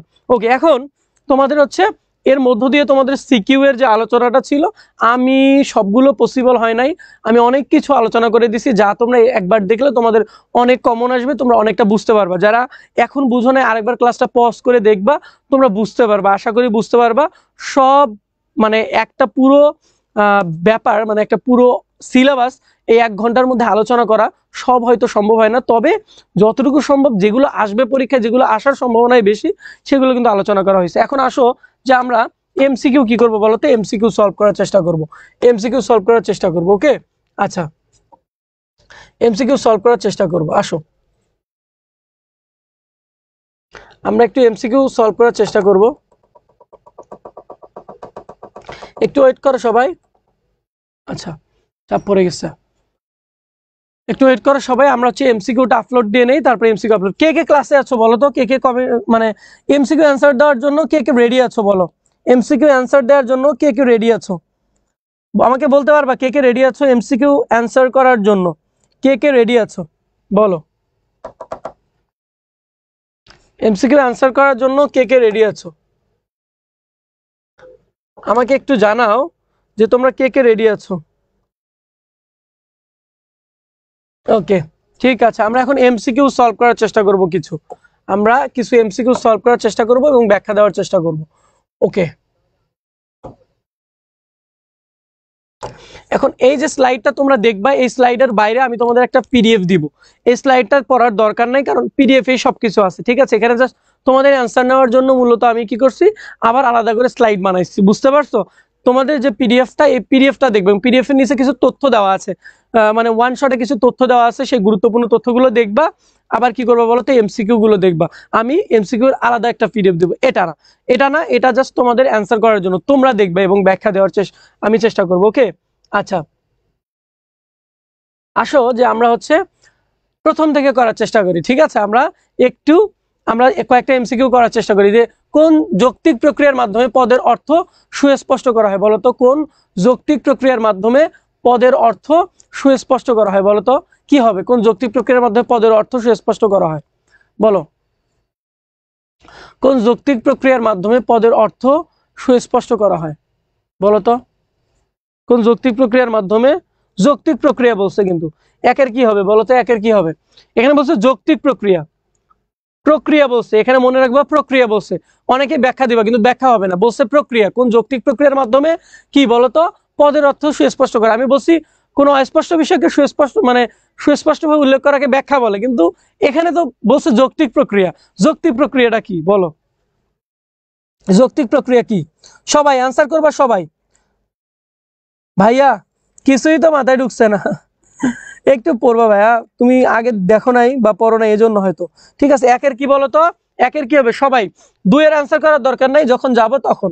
ওকে ওকে, যৌক্তিক প্রক্রিয়ার মাধ্যমে পদার্থ শেষ পর্যন্ত এটা সংজ্ঞা হবে, ঠিক আছে। এটা কি হবে বলো তো, এটা হচ্ছে সংজ্ঞা হবে, এটা হচ্ছে কি হবে, এটা সংজ্ঞা হবে, সংজ্ঞা, ঠিক আছে, এটা হবে কি সংজ্ঞা। এরপরে আসো যে মানুষ পদের যথার্থ কয়টি, কালকের ক্লাসেই বলেছিলাম মানুষ পদের যথার্থ কয়টি বলতো, এই সংজ্ঞায় কিন্তু একটা পদের কি করতে হয় বলতো, যে কয়টা যথার্থ আছে সবগুলো উল্লেখ করা লাগে না, এগুলো কিন্তু অনুপপত্তি হয়, যে প্রথম নাম্বার নিয়মে আছে যে সংজ্ঞায় যে কয়টা কি থাকে যথার্থ থেকে সবগুলোই কি, কোন একটা পদের যা যথার্থ থেকে সবগুলো উল্লেখ করতে, মানুষ পদের যথার্থ কয়টা বলতো, আমি একটা বলেই দেই কি বলতো কয়টা হবে, আমি এখানে লিখে দিলাম জীববৃত্তি, জীববৃত্তি এবং আরেকটা কি বলতো বুদ্ধিবৃত্তি। তাহলে কয়টা হবে উত্তর বলতো, কয়টা হবে উত্তর, কয়টা হবে উত্তর, অবশ্যই দুইটা হবে, যে মানুষ পদের যথার্থ হচ্ছে দুইটা, মানুষ পদের যথার্থ হচ্ছে দুইটা, ঠিক আছে, মানুষ পদের যথার্থ হচ্ছে দুইটা। সবাই অ্যান্সার করবা, একদম সরাসরি অ্যান্সার করবা, ঠিক আছে। মানুষ পদের যথার্থ দুইটা, ঠিক আছে, মানুষপদের যথার্থ দুইটা। আর সংজ্ঞার নিয়ম কয়টা বলো তো? যুক্তি সংজ্ঞার নিয়ম কয়টা? যুক্তি সংজ্ঞার নিয়ম হচ্ছে 5টা। এরাও কিন্তু এমসিকিউ আসে। যুক্তি সংজ্ঞার নিয়ম হচ্ছে 5টা। মানুষপদের যথার্থ হচ্ছে দুইটা, একটা হচ্ছে জীববৃত্তি, একটা হচ্ছে বুদ্ধিবৃত্তি, ঠিক আছে, একটা জীববৃত্তি একটা বুদ্ধিবৃত্তি। ওকে, এরপরে আসো 3, 4। যে বিষয় দ্বারা একটি পদের সংজ্ঞা দেওয়া হয় তাকে কি বলে বলো তো? যে বিষয় দ্বারা একটি পদের সংজ্ঞা দেওয়া হয় তাকে কি বলে বলো তো? কি বলে বলো তো? যে বিষয় দ্বারা একটি পদের সংজ্ঞা দেওয়া হয় তাকে কি বলে বলো? সংজ্ঞেয় পদ বলে, উদ্দেশ্য বলে, সংঘার্থ শব্দ বলে, নাকি রূপক বলে বলো তো? কি, যে বিষয় দ্বারা একটি পদের সংজ্ঞা দেওয়া হয় তাকে কি বলে? সংজ্ঞেয় পদ বলে, সংঘার্থ শব্দ বলে, উদ্দেশ্য বলে, নাকি রূপক বলে বলো? 3 নম্বর কি হবে? এটা কিন্তু খুবই গুরুত্বপূর্ণ। ওকে, 3 নম্বর বলো, 3 নম্বর বলো। ভাইয়া পিডিএফ দিবেন না? পিডিএফ অলরেডি এডুকেটুমের ফেসবুক পেজে দেওয়া আছে, এটার পিডিএফ আজকেই পেয়ে যাবা, ঠিক আছে, ক্লাস শেষ করে পেয়ে যাবা। বলো কি হবে? কি হবে বলো? কি হবে বলো? সবাই সবাই 3-এর কি হবে? সবাই যারা আছো ক্লাসে সবাই আরেকবার সবাই মেনশন করো তো এমসিকিউ। আমরা সুপার এমসিকিউ গুলো সলভ করছি, কিন্তু আমরা কিন্তু শুধু আমার কথাগুলো যে শুনছো সে কিন্তু কমন পাবা, ঠিক আছে? এখান থেকে কয়টা কমন পাবা তার থেকে বড় কথা কথা থেকে বেশি কমন পাবা, ঠিক আছে? ওকে ওকে, সবাই সবাই সবাই অ্যান্সার করবা, সবাই অ্যান্সার করবা। আজকে ক্লাসে 2000 কমেন্ট আসবে, 2000 কমেন্ট আসবে। এটা হচ্ছে আমার ক্লাসে অনেকগুলো কমেন্ট আসে, কিন্তু তোমরা কমেন্ট করো না। মানে আমি ওইভাবে শুধু সিকিউ পড়াইছি, এমসিকিউ ওইভাবে আমি পড়াই না ক্লাসে। আমি মনে করছি যে সিকিউ পড়ালে তোমরা এমসিকিউ পাবা, আমার স্টুডেন্টকে আলাদা করে এমসিকিউ পড়াতে হয় না। এর কারণ কি, আমি হচ্ছে স্টুডেন্টদের একদম বেসিক থেকে অ্যাডভান্স আমি সবকিছু লিখে দেই, ঠিক আছে? যুক্তিবিদ্যা আমি লিখে লিখে পড়াই। বাংলা ব্যাকরণের বা বাংলা দ্বিতীয় বছরের বাপ হচ্ছে যুক্তিবিদ্যা, ঠিক আছে? তার মানে আমি ওইভাবে পড়ে বাংলা ব্যাকরণ যেভাবে পড়তে হয়, বাংলা দ্বিতীয় বছর যেভাবে পড়তে হয় তার থেকেও ইয়া করে আমি নোট করে করে পড়াই যুক্তিবিদ্যা, ঠিক আছে? আমি যখন একটা স্টুডেন্টকে পড়াই একদম তার ওই খাতাটা পড়লে আর কোনো কিছু পড়তে হয় না। এমসিকিউ 30-এ 30, আমার স্টুডেন্ট 30-এ 30 এমসিকিউ কারেক্ট করে, ঠিক আছে? তোমরাও পারবা, কিন্তু একটা ক্লাস করেই কি পসিবল 30? ভাইয়া ভাইয়া কি তোমার হয়ে পরীক্ষা দিবে না তো? তোমাকে পরীক্ষাটা দিতে হবে। ওকে ওকে, ঠিক আছে। ওকে, যারা আসলে কি বলছো বলতো? যে বিষয় দ্বারা একটি পদের সংজ্ঞা দেওয়া তাকে বলে সংজ্ঞেয় পদ। কি বলতো? সংজ্ঞেয় পদ। কালকে কিন্তু বলছিলাম যে সংজ্ঞেয় পদ এবং সংজ্ঞার্থ পদ কি, এটা একটু ভালো করে দেখে নিবে, পরীক্ষায় আসবে। সংজ্ঞেয় পদ এবং সংজ্ঞার্থ পদ কি, তার মানে একটা আমরা পেয়ে গেলাম। যে বিষয় দ্বারা একটি পদের সংজ্ঞা দেওয়া হয় তাকে হচ্ছে বলে কি বলে? সংজ্ঞেয় পদ বলে। যার সংজ্ঞা দেওয়া হয় তাকে হচ্ছে সংজ্ঞার্থ পদ বলে। এখন আসো যে আমাদের চিন্তার স্বচ্ছতা কিসের উপর নির্ভর করে বলতো? আমাদের চিন্তার স্বচ্ছতা কিসের উপর নির্ভর করে? সংজ্ঞায়নের উপর, আলোচনার উপর, অনুমানের উপর, উপাদানের উপর। কিসের উপর? আমাদের চিন্তার স্বচ্ছতা কিসের উপর নির্ভর করে বলতো? কিসের উপর আমাদের চিন্তার স্বচ্ছতা কিসের উপর নির্ভর করে? সংজ্ঞায়নের উপর, আলোচনার উপর, অনুমানের উপর, নাকি উপাদানের উপর? বলো 4-এর কি হবে? 4-এর কি হবে? ভাইয়া আপনার ক্লাসে A to Z সব বুঝি। সঞ্জিদা, থ্যাংক ইউ সঞ্জিদা, তুমি বুঝো কারণ তুমি আগে থেকে পড়ছো, এটা তোমার ক্রেডিট, ঠিক আছে? ওকে, 4-এর কি হবে বলো তো? 4-এর অ্যান্সার সবাই করো, 4-এর অ্যান্সার সবাই করো। তোমাদের সবার কমেন্ট দেখতে চাই, সবার কমেন্ট দেখতে চাই। আমাদের চিন্তার স্বচ্ছতা কিসের উপর নির্ভর করে? আমাদের চিন্তার স্বচ্ছতা কিসের উপর নির্ভর করে? আমাদের চিন্তার স্বচ্ছতা কিসের উপর নির্ভর করে বলো তো? আমাদের চিন্তার স্বচ্ছতা কিসের উপর নির্ভর করে?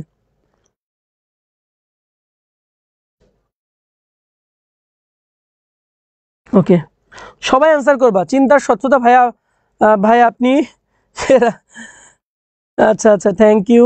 চিন্তার স্বচ্ছতা কিসের উপর নির্ভর করে? অনেকে বলবো অনুমানের উপর। অনুমানই তো চিন্তা ভাইয়া, অনুমানই তো চিন্তা, ঠিক আছে? অনুমানই তো চিন্তা, অনুমানই তো চিন্তা। এটা কি হবে বলো তো? চিন্তার স্বচ্ছতা মূলত সংজ্ঞায়নের উপর নির্ভর করে। সংজ্ঞায়ন, সংজ্ঞায়ন, ঠিক আছে? তুমি চিন্তাটাকে কি করবা? চিন্তাটাকে তুমি সংজ্ঞা প্রদান করবা। চিন্তা মানেই তো অনুমান, ঠিক আছে? ঠিক আছে, ওকে। আচ্ছা, এখন কি বলতো? আমাদের চিন্তার স্বচ্ছতা কিসের উপর নির্ভর করে বলতো? আমাদের হচ্ছে সংজ্ঞায়নের উপর নির্ভর করে। এরপরে আসো, এরপরে কি, কোনটি আমাদের নির্ভুল সিদ্ধান্তে আসতে সাহায্য করে বলতো? কোনটি কোনটি আমাদের নির্ভুল সিদ্ধান্তে আসতে সাহায্য করে? নির্ভুল সিদ্ধান্তে আসতে সাহায্য করে। নির্ভুল সিদ্ধান্তে আসতে সাহায্য করে কোনটা বলতো? অনুমান, আলোচনা, সংজ্ঞা, বৈশিষ্ট্য। কোনটা বলতো? কোনটি আমাদের নির্ভুল সিদ্ধান্তে? 5 5 5 কি হবে বলতো?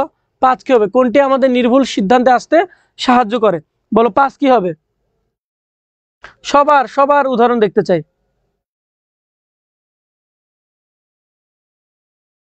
কোনটি আমাদের নির্ভুল সিদ্ধান্তে আসতে সাহায্য করে বলো? সবাই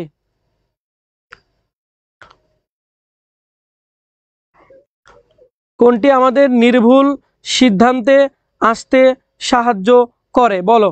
কোনটি আমাদের নির্ভুল সিদ্ধান্তে আসতে সাহায্য করে? সবার আমি হচ্ছে আনসার দেখতে চাই, সবার অ্যান্সার দেখতে চাই।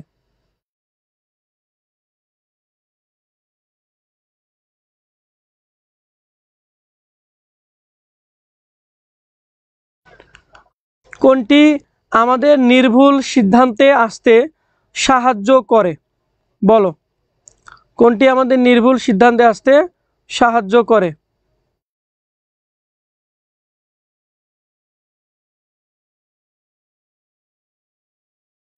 ওকে, আচ্ছা কি হবে বলো তো, যারা যারা গ নাম্বার অ্যান্সার দিয়েছো, যারা যারা গ নাম্বার অ্যান্সার দিয়েছো তাদের সবারটা হয়েছে। ঠিক, এটা কি বলতো? সংজ্ঞা। কোনটি আমাদের নির্ভুল সিদ্ধান্তে আসতে সাহায্য করে? সংজ্ঞা। আমরা প্রথম অধ্যায়ের এমসিকিউ সলভ করছি। ওকে, এরপরে আসে যে অর্থহীন চিহ্ন মাত্র কথাটির তাৎপর্য কি? বলতো অর্থহীন চিহ্ন মাত্র কথাটির তাৎপর্য কি? বলতো নামবাচক পদ, পরমতম পদ, বিশিষ্ট পদ নাকি শ্রেণীবাচক পদ? অর্থহীন চিহ্ন মাত্র কথাটির তাৎপর্য কি? বলো, অর্থহীন চিহ্নমাত্র কথাটির তাৎপর্য কি? বলো, অর্থহীন চিহ্নমাত্র কথাটির তাৎপর্য কি? বলো, সবাই এটার আনসার করো যে অর্থহীন চিহ্নমাত্র কথাটির তাৎপর্য কি? বলো, অর্থহীন চিহ্নমাত্র, কোনো অর্থ নাই, ঠিক আছে, অর্থহীন চিহ্নমাত্র কথাটির তাৎপর্য কি? সংজ্ঞা সংজ্ঞা সংজ্ঞা। আজকের ক্লাসে 2000 কমেন্ট চাই, আমি 2000 কমেন্ট চাই, ঠিক আছে? যুক্তিবিদ্যার স্টুডেন্টই নাই, যুক্তিবিদ্যার ক্লাসই করে কয়েকজন, ঠিক আছে? কত আর ক্লাসে রেসপন্স হবে? কিন্তু আমি আসলে চাই যে যে কয়েকজন আছে খুবই খুবই ভালো করো, ঠিক আছে? পরের অ্যান্সারটা চাই যে আসলে কি বলতো, কি বলতো অর্থহীন চিহ্নমাত্র কথাটির তাৎপর্য কি? তাৎপর্য কি বলতো? এই যে অর্থহীন চিহ্নমাত্র কথাটির তাৎপর্য হচ্ছে, অর্থহীন চিহ্নমাত্র মানে কি? যার সংজ্ঞা দেওয়া যায় না। অর্থহীন চিহ্ন এখানে কোনটা বলতো? নামবাচক পদ হচ্ছে কি বলতো? অর্থহীন চিহ্ন, ঠিক আছে? এটা হচ্ছে অর্থহীন চিহ্ন, কোনো অর্থ নাই। কার বলতো? নামবাচক পদের, নামবাচক পদ হবে এটা উত্তর, নামবাচক পদ হবে। একের হচ্ছে কি ভাই, আপনি এত সুন্দর করে বুঝান, আমরা না বুঝে কই যাব বলেন?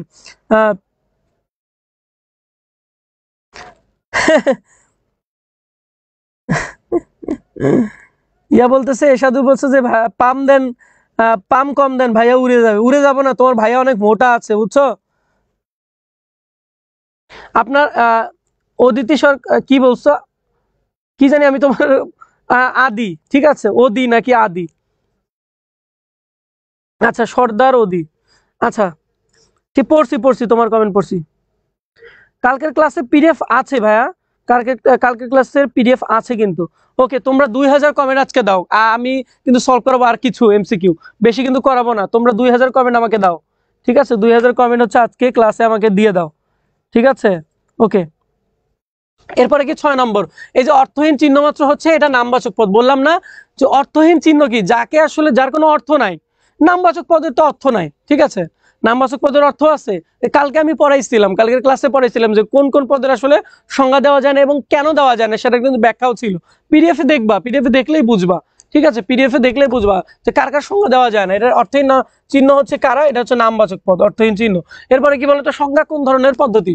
লৌকিক পদ্ধতি, ব্যবহারিক পদ্ধতি, বৈজ্ঞানিক পদ্ধতি, পর্যবেক্ষণ পদ্ধতি। এটা তো ইজি, বলো এটা কি? বলো তো কি হবে, সবাই বলো।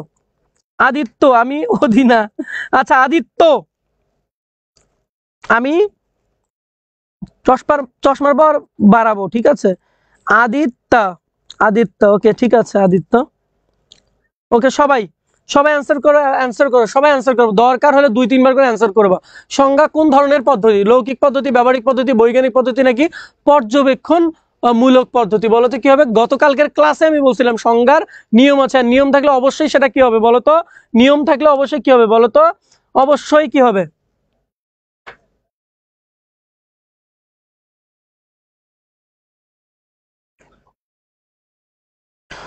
নিয়ম আছে, ঠিক আছে? সাতের ঘ কারা কারা বলতেছো? কোন পাপীরা সাতের ঘ বলতেছো? কোনো সমস্যা নেই। যারা বলছো কমেন্ট ডিলিট করো না, কমেন্ট ডিলিট করে কোনো লাভ নাই, তুমি আবার ওইটা করো, শরীরটা করো। কি হবে বলো তো? সংজ্ঞা গতকালকের ক্লাসে আমি বলছিলাম অবশ্যই বৈজ্ঞানিক পদ্ধতি, কারণ কিছু নিয়ম আছে। আচ্ছা, ইসমাইল বলেছো আসসালামু আলাইকুম ভাই, যুক্তিতে প্রথম বছর এমসিকিউ খারাপ হয়েছে, এখন দ্বিতীয় বছরের জন্য ভালো করে পড়ো ভাইয়া। দ্বিতীয় বছরের জন্য কিছু বাদ রাখো না, ঠিক আছে? দ্বিতীয় বছরের জন্য কিছু বাদ রাখো না, এবং যে কোনো সমস্যার জন্য আমাকে কি করতে পারো তোমরা? আমাকে হচ্ছে ইনবক্স করতে পারো, আমার সাথে যোগাযোগ করতে পারো। তোমরা এডুকেটিভ স্কুলের যে ফেসবুক গ্রুপটা আছে সেখানে আমি কিছু পোস্টও করছি 2-3টা, তোমাদের রেসপন্সই নাই, তোমরা যে হারাই যাও সেখানে কিন্তু পাবা। যে কোনো ধরনের সমস্যার জন্য কিন্তু তোমরা ওখানেই বলতে পারো, ঠিক আছে? ওকে, পরেরটা, পরেরটা আমি তোমাদের অনেক কমেন্ট চাই, ঠিক আছে? যুক্তিবিদ্যা স্টুডেন্টরা খেলায় দেখা দিবে। ওকে ঠিক আছে, এটা কি হবে 7 খ। কার্যকরণ সম্পর্কবিহীন হঠাৎ করে দৈবক্রমে কোনো ঘটনা ঘটে যাওয়াকে কি বলে বলো তো? এই যে কার্যকরণ সম্পর্কবিহীন হঠাৎ করে দৈবক্রমে কোনো ঘটনা ঘটে যাওয়াকে কি বলে বলো তো? কার্যকরণ সম্পর্ক নাই, হঠাৎ করে একটা ঘটনা ঘটে গেছে, এটাকে কি বলে বলো তো? সম্ভাবনা বলে, অনুকল্প বলে, আকস্মিকতা বলে, নাকি হচ্ছে বিকল্প বলে বলো তো? কি হবে? এটা তো ইজি, এটা তো ইজি ভাইয়া। রাতে কখন পদার্থবিজ্ঞান হয়? আমি জানি না পদার্থবিজ্ঞান কখন ক্লাস হবে। ওকে, আয়াত আল আইসু, আয়াত আয়াত আয়াত, খুব সুন্দর নাম আয়াত। আয়াত বলেছো 7 খ, খুবই সুন্দর আয়াত, পারছো ভাই। আরো দ্রুত করেন, তাহলে অনেকগুলো এমসিকিউ করা যাবে। হ্যাঁ আমি দ্রুত করার চেষ্টা করছি, সবাই দ্রুত অ্যান্সার করো ভাই। এক্সাম সব ভালো হয়েছে, বাট এসএসসি রেজাল্ট দেখে ভয় লাগতেছে। উম্মে হাবিবা, ভয় পেও না হাবিবা, অবশ্যই পরীক্ষা ভালো হবে তুমি যদি পারো, ঠিক আছে? তবে খাতাটা কিন্তু অনেক ভালো করেই দেখবে টিচাররা। গতানুগতিক আগে যেভাবে দেখতো যে নম্বর দেই নম্বর দেই, এখন আর ওই ভাবটা নাই টিচারদের। কারণ এখন এখন হচ্ছে কি, সবকিছু চেঞ্জ হয়ে গেছে। আগের যে পদ্ধতি ছিল, দেখো অনেকগুলো কিন্তু ফেল করছে এই বছরও। আমি বলি যে এইচএসসি তে অনেক স্টুডেন্ট আছে ফেল করার মতো, যারা ফেল করবে আইসিটিতে কিচ্ছু পারে না, বা যারা ইংলিশ হেলা করছে, এবং বাংলাতেও ফেল করবে ইভেন। এবং যুক্তিবিদ্যা একটা স্টুডেন্ট আছে, আমি ওর নাম ধরছি না, ও শুধু যুক্তিবিদ্যায় ফেল করার কারণে ও হচ্ছে এবছর আবার পরীক্ষা দিবে। ওকে আমি বলছি আমার একটা বই আছে, তুমি বইটা কিনো, যে তুমি বইটা হচ্ছে নিয়ে পড়ো, তুমি প্রবলেম থাকলে তুমি আমাকে পার্সোনালি নক করো, যে ভাই আমি এখানে বুঝি না, আমি যত ব্যস্তই থাকি না কেন আমি তোমাকে হেল্প করবো, কারণ তোমার একটা বছর চলে গেছে, তোমাকে হেল্প করা আমার দরকার বা প্রয়োজন, কিংবা আমি নৈতিক জায়গা থেকেও আমি তোমাকে হেল্প করতে চাই, কারণ তোমার একটা বছর লস হয়ে গেছে, আর যেন না হয়। এই সাবজেক্টে কেউ খারাপ করে, এই সাবজেক্টে তো ভালো করবে, এটা 4 সাবজেক্ট অনেকের, আমার নিজেরও 4 সাবজেক্ট ছিল, আমি এই সাবজেক্টে প্লাস পাইছিলাম। তো এই সাবজেক্টে প্লাস পাওয়ার কারণে ফুল রেজাল্ট কই চলে যায়, চান্দে চলে যায়। তাহলে কেন পাবো না? এই সাবজেক্টে গুরুত্ব কেন দিব না? আমি তো নিজে প্রাইভেট পড়ে শিখছি, আমি ফার্স্ট ইয়ারে কোনো কিছু শিখি নাই, আমি নিজে প্রাইভেট পড়ে অন্য কলেজের টিচারের কাছে প্রাইভেট পড়ে শিখছি, এবং গিয়ে বসে বসে থাকতাম। কিন্তু তোমরা তো এই মেহনত করো না এই সাবজেক্টের। আমি যে মেহনত করে শিখছি এই জন্য আমি তোমার সামনে কথা বলতে পারছি, না হলে তো পারতাম না। আমি যদি ফাঁকি দিয়ে আসতাম, কথা বলতে পারতাম তোমার সামনে? পারতাম না, বুঝতে পারছো? ওকে ওকে, এটা আনসার করতে পারছো বলো তো? ওকে ওকে ঠিক আছে। ওকে ওকে, কি হবে বলো তো? কার্যকরণ সম্পর্কবিহীন হঠাৎ করে দৈবক্রমে কোনো ঘটনাকে ঘুরে যাকে বলে আকস্মিকতা। 8 গ। এরপরে আসো, যে সম্ভাবনার ভিত্তি আত্মনিষ্ঠ, এটা কার উক্তি বলতো? সম্ভাবনার ভিত্তি আত্মনিষ্ঠ, এটা কার উক্তি? কার্ডেভরিড, মিলস, রাসেল এবং জেভন্স, কোনটা হবে বলতো? সম্ভাবনার ভিত্তি। ভাই আইসিটি নিয়ে অনেক ভয় আছে, ভয় থাকো না, বাকি পরীক্ষাগুলো ভালো ভালো দাও, বাকি পরীক্ষাগুলো ভালো দাও, যেন যদি খারাপও হয়ে থাকে সবগুলো দিয়ে কি হবে বলতো? খাতায় লিখবা, খাতায় লিখবা, বলো বলো। এরপর এটা কি হবে বলো? এটা এটা বলো, যে সম্ভাবনার ভিত্তি আত্মনিষ্ঠ, এই উক্তিটা কার বলো? এই উক্তিটা কার? কোন যুক্তিবিদের এই উক্তি বলো? কোন যুক্তিবিদের এই উক্তি বলো? এই কোন যুক্তিবিদের এই উক্তি? ওকে, কোন যুক্তিবিদের এই উক্তি? সম্ভাবনার ভিত্তি হচ্ছে আত্মনিষ্ঠ, এটা কার উক্তি বলো তো? কার্টেভরিড, মিল, রাসেল এবং জেবন্স, এটা হচ্ছে জেবন্স। এটা কার বলো তো? এটা হচ্ছে জেবন্স। এটা কার বলো তো? এটা হচ্ছে জেবন্স। সংজ্ঞার দুইটা দিক কোনগুলো? কি মানে দুইটা দিক কি বলো তো? সংজ্ঞার দুইটা দিক, একটা শব্দপদ, সঙ্গে ও সংজ্ঞার্থ, ব্যক্তার্থ, যাতার্থ, উপরের সবগুলো, কোনটা হবে বলো তো? কোনটা আসলে উত্তর হবে বলো? কোনটা উত্তর হবে? সংজ্ঞার দুইটা দিক কোনগুলো? কোন সংজ্ঞার দুইটা দিক কি বলো তো? সংজ্ঞার দুইটা দিক, সংজ্ঞার দুইটা দিক কি কি বলো তো? সংজ্ঞা, শব্দপদ, সঙ্গেয় এবং সংজ্ঞার্থ, উপরের সবগুলো, কি হবে? সংজ্ঞার দুইটা দিক কি হবে বলো তো? সংজ্ঞার দুইটা দিক কি কি? সংজ্ঞার দুইটা দিক, 10-এর কি হবে অ্যান্সার? 10-এর অ্যান্সার কি হবে বলো সবাই? 10-এর অ্যান্সার কি হবে?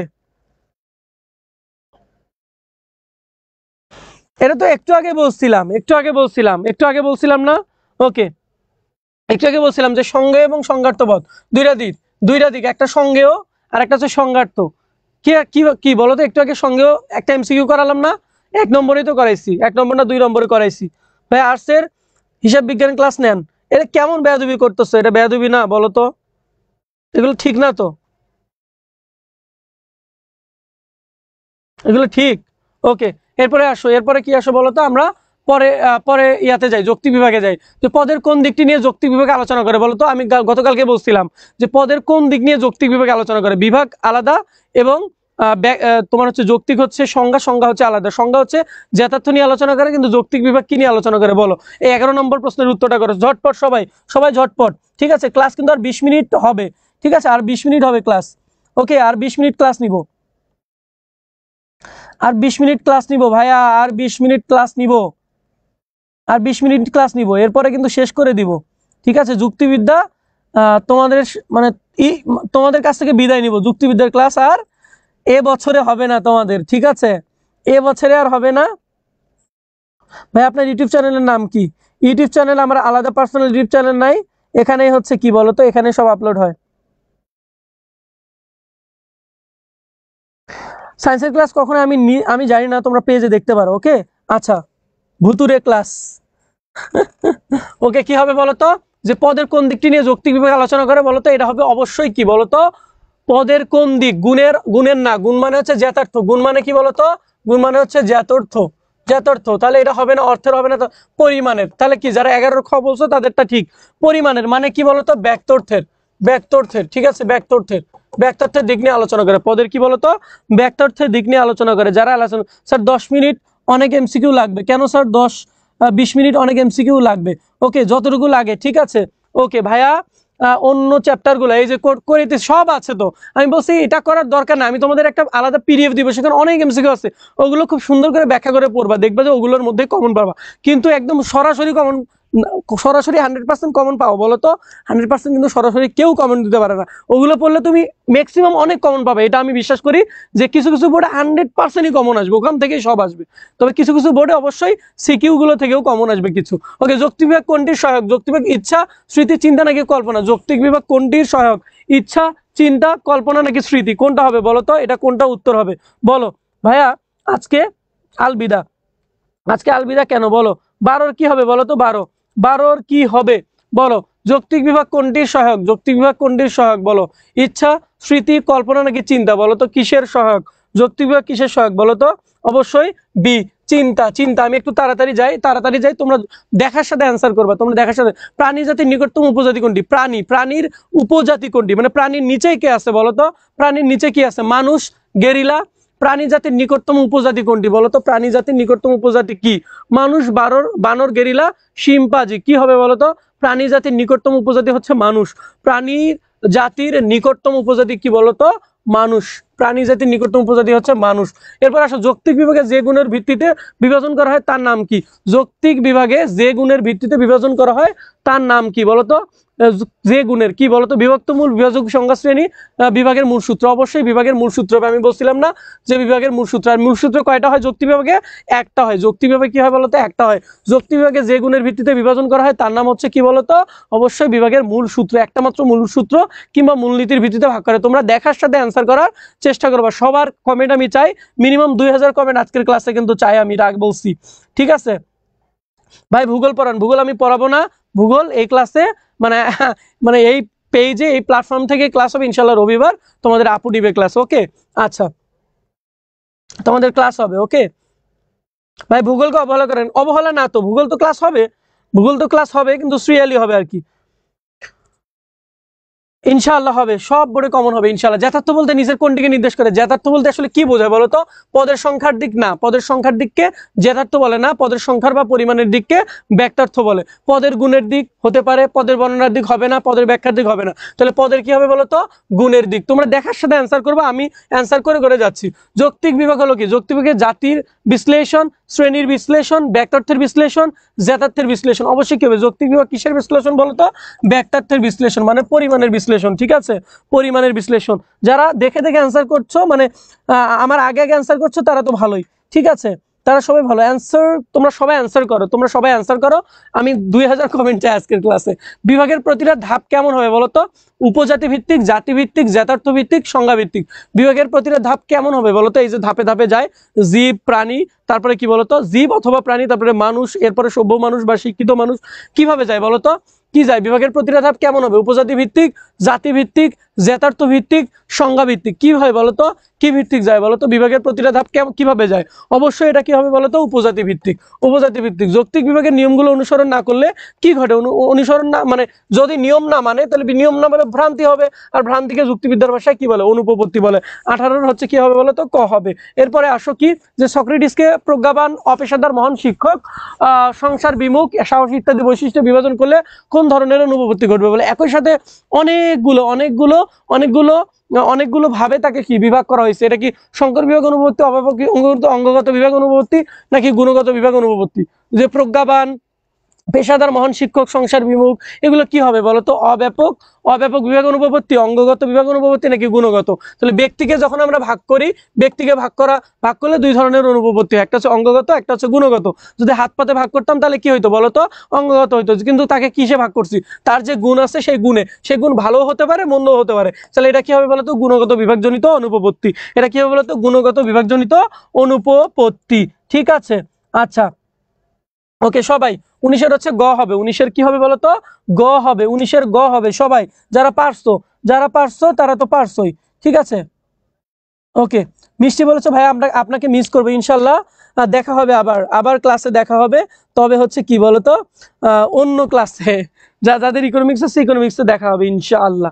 ওকে ওকে, আগের ক্লাসের পিডিএফ আছে। বিভাগ প্রক্রিয়া কেমন হতে হবে বলতো? ক্রমিক হতে হবে, বিচ্ছিন্ন, স্থবির, গতিশীল। বিভাগ প্রক্রিয়া কেমন হয় বলতো? ধাপে ধাপে ধাপে ধাপে, স্তরে স্তরে স্তরে স্তরে। তাহলে এটা কি হবে বলতো? বিভাগ প্রক্রিয়া কেমন হতে হবে? এটা অবশ্যই ক্রমিক হবে। কি হবে বলতো? ক্রমিক হবে। ক্রমিক অবশ্যই বিভাগ প্রক্রিয়া কি হবে বলতো? ক্রমিক হবে। এই বিষয়ের হবে হচ্ছে ক, বিষয়ের হবে হচ্ছে ক হবে। ঠিক আছে, বিষয়ের ক হবে। সবাই আনসার করো। বিষয়ের কি হবে বলতো? ক হবে। বিষয়ের ক হবে। পাখি বলেছো, পাখি আক্তার প্রিয়া, সুন্দর নাম, পাখি আক্তার প্রিয়া। ওকে, সুন্দর। কি হবে বলতো? বিশের ক হবে। এরপরে আসো, এরপরে 21 অবৈজ্ঞানিক আরোহ। এর 3 নম্বর অধ্যায় এমসিকিউ। অবৈজ্ঞানিক আরোহ অনুমান পদ্ধতির বৈজ্ঞানিক মূল্য নেই কেন? আরোহমূলক লম্ফ অনুপস্থিত। অবৈজ্ঞানিক আরোহের মধ্যে আরোহমূলক লম্ফ তো অনুপস্থিত না। অবৈজ্ঞানিক আরোহের মধ্যে আরোহমূলক লম্ফ কি বলতো? অবশ্যই থাকে। তাহলে ক নম্বর হবে না। তারপরে কি অনুকূল অভিজ্ঞতার ভিত্তিতে সিদ্ধান্ত গৃহীত হয়, বাস্তব ঘটনাকে অনেকটা উপেক্ষা করা হয়, কার্যকরণ সম্পর্ক অনুপস্থিত থাকে। এটাই, এই যে কার্যকরণ সম্পর্ক অনুপস্থিত থাকে, এটা কিন্তু আমি বলছিলাম যে অবৈজ্ঞানিক আরোহ কাকে বলে, যে কার্যকরণ সম্পর্ক নির্ণয় না করে শুধুমাত্র কি বলতো, শুধুমাত্র কি বলতো প্রকৃতি নিয়মানুবর্তিতার উপর নির্ভর করে কি বলতো কয়েকটা দৃষ্টান্ত পরীক্ষা করে যদি সিদ্ধান্তে একটা সার্বিক মানে সার্বিক সংশ্লেষক যুক্তি স্থাপন করা হয় তাহলে তাকে কি বলে? অবৈজ্ঞানিক আরোহ বলে। তার মানে এখানে কার্যকরণ সম্পর্ক অনুপস্থিত থাকে। আরোহমূলক লম্ফ কিন্তু থাকে, কারণ অবৈজ্ঞানিক আরোহ কিন্তু কি বলতো? অবৈজ্ঞানিক আরোহ কিন্তু প্রকৃত আরোহ। কি আরোহ বলতো? প্রকৃত আরোহ। প্রকৃত আরোহতে আরোহমূলক লম্ফ থাকে। আরোহমূলক লম্ফ মানে হচ্ছে এই যে কি বলতো, এই যে আরোহমূলক লম্ফন, যেটাকে বলে যে একটা মানুষ মরণশীল, দুইটা মানুষ মরণশীল, আমি বললাম সবগুলো মানুষ মরণশীল, পৃথিবীর যত মানুষ আছে। এই লম্বা একটা যে লাফ দিয়ে আমি সিদ্ধান্ত নিলাম, এটাকে বলে আরোহমূলক লম্ফ। এটা বলছে জে.এস. মিল। আরোহমূলক লম্ফকে আরোহের প্রাণ বলছে কে বলতো? এটা বলছে হচ্ছে জে.এস. মিল। আমি খুব দ্রুত কথা বলছি, একটু ধরবা কষ্ট করে। আমার বলতে কষ্ট হচ্ছে, তোমার শুনতে কেন কষ্ট হবে বলতো? ওকে, কার্যকরণ সম্পর্ক অনুপস্থিত থাকে বলে কি বলতো? অবৈজ্ঞানিক আরোহ। অবৈজ্ঞানিক আরোহ কিন্তু প্রকৃত আরোহ। প্রকৃত আরোহ হচ্ছে 3 প্রকার, একটা বৈজ্ঞানিক, অবৈজ্ঞানিক, আর একটা হচ্ছে সাদৃশ্য অনুমান। ওকে, এরপরে আসো যে নিচের কোন ভিত্তিটি বৈজ্ঞানিক ও অবৈজ্ঞানিক আরোহের মধ্যে পার্থক্য সৃষ্টি করে? নিচের কোন ভিত্তিটি বৈজ্ঞানিক ও অবৈজ্ঞানিক আরোহের মধ্যে পার্থক্য সৃষ্টি করে? একটা জিনিস পার্থক্য সৃষ্টি করে, সেটা কি বলতো? কার্যকরণ।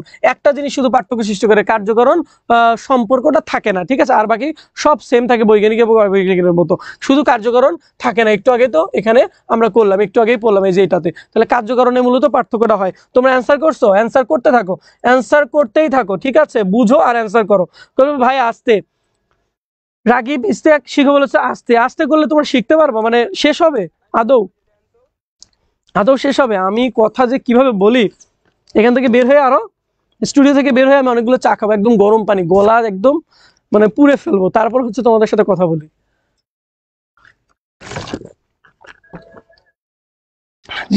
জিবলা।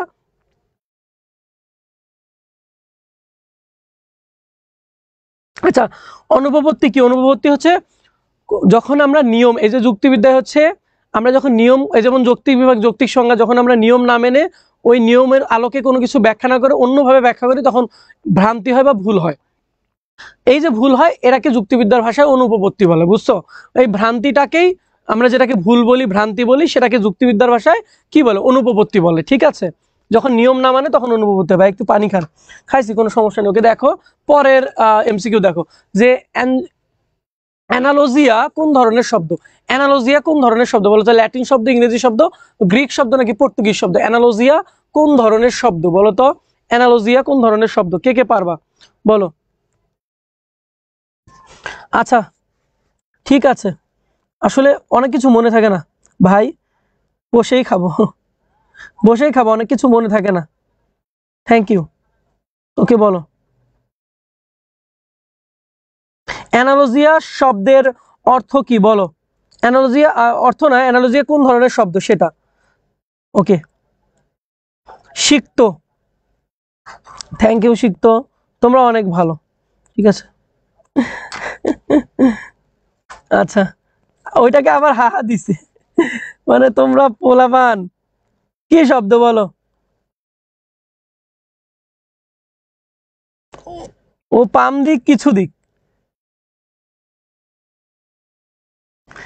ও তো বলছে অভিশাপ কেন দিবে? এ হারিসুদ্দিন এত দুষ্টম করে কেন? হায় হায় রে। ফাতেমা জাহান বৃষ্টি, ঠিক আছে, কি হবে বলো তো ভাইয়া? ফারদিন রানা সাগর, অনেকদিন পর আপনার ক্লাসে। সাগর, সাগর ক্লাসটা পরে কইরো বাবা, হোয়াটসঅ্যাপে নক দিয়ে রাখছো, আমি কিন্তু তোমাকে সাজেশন দিছি বাবা, ক্লাস কইরো। তোমরা অফলাইন স্টুডেন্ট, তোমরা যদি ভালো না করো তাহলে স্যারের পরে কি হবে বুঝছো? তোমরা ভালো করলে স্যারের স্টুডেন্ট হবে, ঠিক আছে। ওকে, এটা কি হবে বলো তো? যে অ্যানালজিয়া কোন ধরনের শব্দ? এটা গ্রিক শব্দ, এটা গ্রিক শব্দ, ঠিক আছে। কোনটি বিশেষ থেকে বিশেষ অনুমানের একটা পদ্ধতি? বিশেষ থেকে বিশেষ অনুমানের একটা পদ্ধতি, বৈজ্ঞানিক আরোহ, অবৈজ্ঞানিক আরোহ, সাদৃশ্য অনুমান নাকি পূর্ণাঙ্গ আরোহ বলো তো? বিশেষ থেকে বিশেষ অনুমানের একটা পদ্ধতি কোনটা বলো তো? বিশেষ থেকে বিশেষ অনুমানের একটা পদ্ধতি কোনটা? বৈজ্ঞানিক আরোহ, অবৈজ্ঞানিক আরোহ, সাদৃশ্য অনুমান নাকি পূর্ণাঙ্গ আরোহ বলো তো? পূর্ণাঙ্গে কি বলা হয় তো বলো তো? একটা হচ্ছে তথাকথিত আরোহ বলা হয়, পূর্ণাঙ্গ আরোহকে তথাকথিত আরোহ বলা হয়, এটা হচ্ছে পূর্ণাঙ্গ আরোহ হবে। অ্যান্সার, অ্যান্সার পূর্ণাঙ্গ আরোহ হবে। ওকে, ফাইসাল বিন হাবিব, গ্রিক হবে মনে হচ্ছে, গ্রিকে হয়েছে ওটা। কোনটি বিশেষ থেকে বিশেষ অনুমানের? এটা হচ্ছে পূর্ণাঙ্গ আরোহ, এটার নাম হচ্ছে তথাকথিত আরোহ, তথা কথিত আরোহ। ওই যে পূর্ণাঙ্গ আরোহে কি হয় জানো? যে হচ্ছে যে ঝুড়িতে 20টা আম আছে, 20টা আম আমি খাইছি, খেয়ে বললাম যে ঝুড়ির আমগুলো মিষ্টি, বাদ রাখছো কোনটা খাইতে, তো এই বাদ রাখো নাই, তার মানে এটা কি বলতো? পূর্ণাঙ্গ আরোহ, মানে তথাকথিত আরোহ,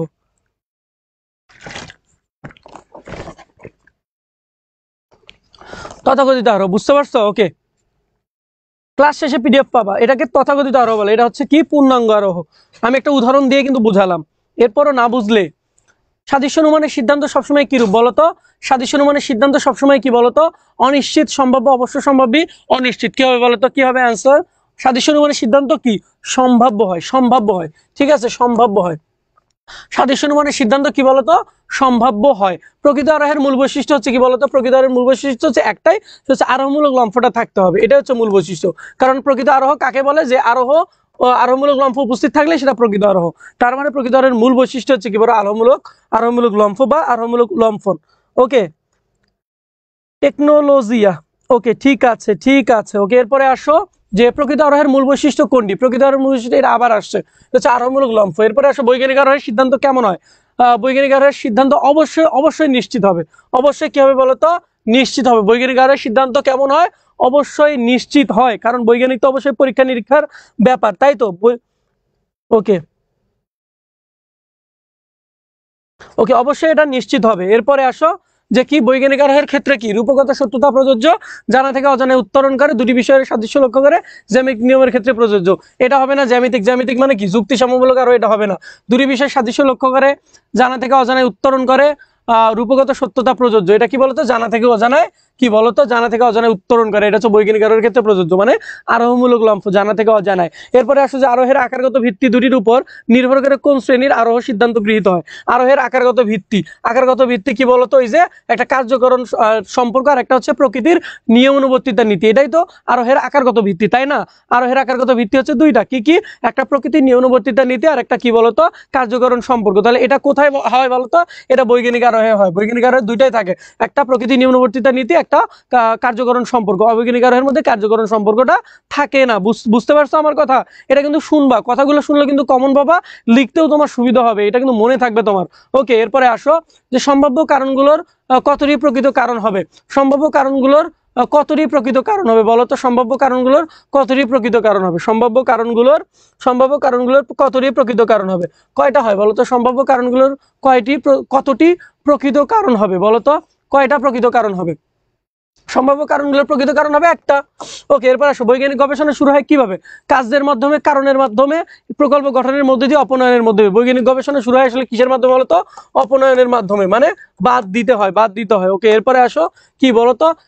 হাইপোথিসিস শব্দটি কোন শব্দ থেকে উদ্ভূত বলতো? হাইপোথিসিস শব্দটি কোন শব্দ থেকে উদ্ভূত? হাইপোথিসিস মানে হচ্ছে প্রকল্প, প্রকল্পের ইংরেজি প্রতিশব্দ হচ্ছে কি বলতো? হাইপোথিসিস। ঠিক আছে, হাইপোথিসিস, প্রকল্পের ইংরেজি প্রতিশব্দ হাইপোথিসিস। তাহলে হাইপোথিসিস শব্দটি কোন শব্দ থেকে মানে উদ্ভূত বলতো? কি বলো? মানে এখানে বানানের একটা পার্থক্য আছে, বলো বলো তো, বলো সবাই বলো যে হাইপোথিসিস শব্দটি কোন শব্দ থেকে উদ্ভূত, কোন শব্দ থেকে আসছে এটা? হাইপোথিসিস। এটা হচ্ছে 33 প্রশ্ন, তোমরা এখনো অনেকে আনসার দিচ্ছ, কোনো সমস্যা নেই, হাইপোথিসিসে যাও। আমি বললাম এখানে শুধু কয়েকটা আমরা এমসিকিউ সলভ করছি, ঠিক আছে? আমরা কয়েকটা এমসিকিউ কিন্তু সলভ করছি। আমরা কিন্তু কি বলতো, আমরা কিন্তু হচ্ছে পিডিএফ দিব, আমি কিন্তু একটা পিডিএফ দিব, সেটা হচ্ছে কি স্যার, কাল 200 এমসিকিউ ক্লাস চাই, 200টা এমসিকিউ এর বেশি এমসিকিউ আছে, এমসিকিউ শিটটাই একটা পিডিএফ দিব তোমাদের। সেই পিডিএফে 200টার বেশি এমসিকিউ আছে, সবগুলো ব্যাখ্যা করে পড়বা। আমি যেভাবে ব্যাখ্যা করে পড়াচ্ছি এভাবে নিজে পড়লে তুমি কমন পাবে 100%, 30-এ 30। কি হবে বলো তো? কি হবে এটা? হচ্ছে কি হবে এটা? ক নাম্বার হবে, ঠিক আছে, ক নাম্বার হবে। ঠিক আছে, ভালো করে দেখো এটা কি হবে বলো তো, আরো তাড়াতাড়ি উত্তর দিতে হবে, ঠিক আছে, ক নাম্বার হবে, ক নাম্বার হবে। তারপরে এবার হাইপোথিসিস কোন ভাষার শব্দ? এটা হচ্ছে গ্রিক ভাষার শব্দ, হাইপোথিসিস। দাঁড়াও, হাইপোথিসিস, হাইপোথিসিস, ওকে, হ্যাঁ ঠিক আছে, এটা হচ্ছে হাইপোথিসিস, হচ্ছে কোন ভাষার শব্দ? এটা গ্রিক ভাষার শব্দ। এরপরে আসো, নিউটনের মাধ্যাকর্ষণ নিয়ম প্রথম অবস্থায় কি ছিল? অপনয়ন, একটি প্রকল্প, ঘটনা সংযোজন নাকি সাদৃশ্য অনুমান? নিউটনের যে মাধ্যাকর্ষণ নিয়ম এটা প্রথম অবস্থায় কি ছিল? অপনয়ন, একটা প্রকল্প, ঘটনা সংযোজন নাকি সাদৃশ্য অনুমান? অবশ্যই এটা কি ছিল বলতো? এটা একটা প্রকল্প ছিল, তাই তো? কি ছিল? না আমি বলবো না, বলো কি ছিল, কি ছিল, কি ছিল বলো? নিউটনের যে হচ্ছে, নিউটনের যে ব্যাপারটা, এটা কি ছিল বলো তো? এটা কি ছিল? আমি বলেই দিছি, আমি আর কি বলবো, কি ছিল বলো তো? নিউটনের হচ্ছে এটা, হচ্ছে এটা কি ছিল বলো? একটা প্রকল্প, ব্যাটার মাথায় আপেল পড়ছে, সেই থেকে এত কিছু পড়া লাগে আমাদের। প্রকল্পের শেষ স্তর কোনটা বলো তো? আমি বলছিলাম কিন্তু, যখন আমি এই যে পড়াইলাম না প্রকল্প, তখন আমি বলছিলাম যে প্রকল্পের প্রথম স্তর কোনটা, প্রকল্পের তৃতীয় স্তর কোনটা, প্রকল্পের শেষ স্তর কোনটা, দ্বিতীয় স্তর কোনটা, এইভাবে কিন্তু এমসিকিউ আসে। দেখো আসছে, ঠিক আছে। প্রকল্পের কি বলতো শেষ স্তর কোনটা? শেষ স্তর হচ্ছে পরীক্ষামূলক সমর্থন, আমি কিন্তু পড়াইছিলাম পরীক্ষামূলক সমর্থন। এরপরে আসো কি বলতো, আরোহ প্রকল্পের ভূমিকাকে স্বীকার করেছেন কোন কোন যুক্তিবিদ? আরোহ প্রকল্পের ভূমিকাকে স্বীকার করেছেন কোন কোন যুক্তিবিদ? ঠিক আছে, সায়েন্স অফ লজিক গ্রন্থটি কার? দুটার অ্যান্সার করো, সায়েন্স অফ লজিক গ্রন্থটি কার বলো? সবাই অ্যান্সার করো, সবার অ্যান্সার দেখি, সবার অ্যান্সার দেখি। ক্লাসে কমে যাচ্ছ লোক, ক্লাসে লোক কমে যাচ্ছ।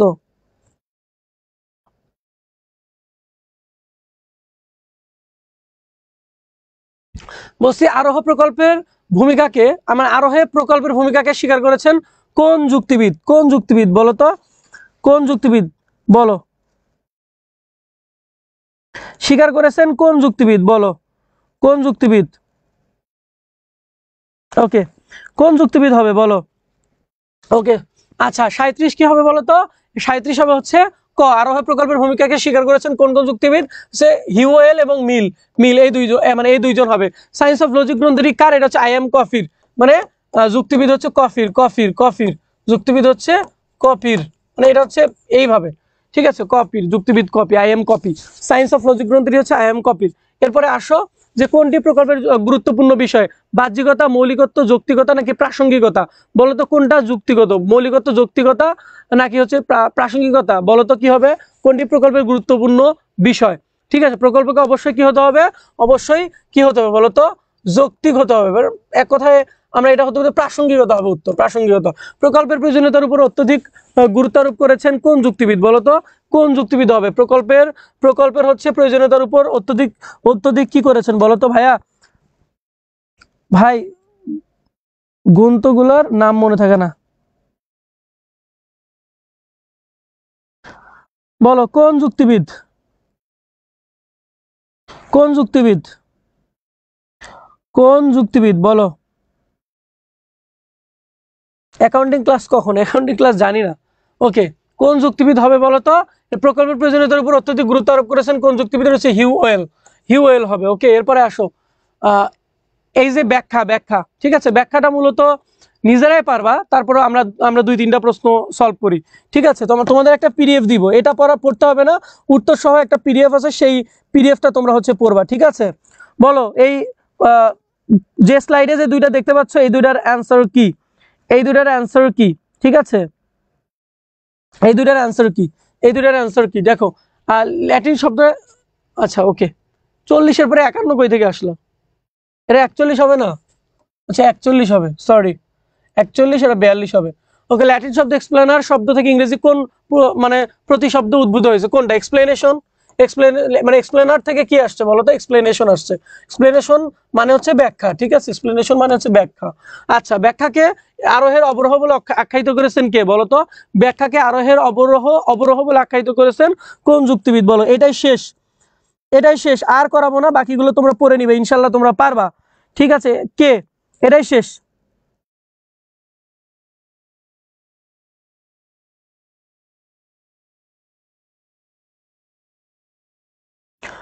আদ্রিয়ান বলছো ভাই আমার মেসেজ কি দেখেন না আপনি? দেখলাম তো আদ্রিয়ান।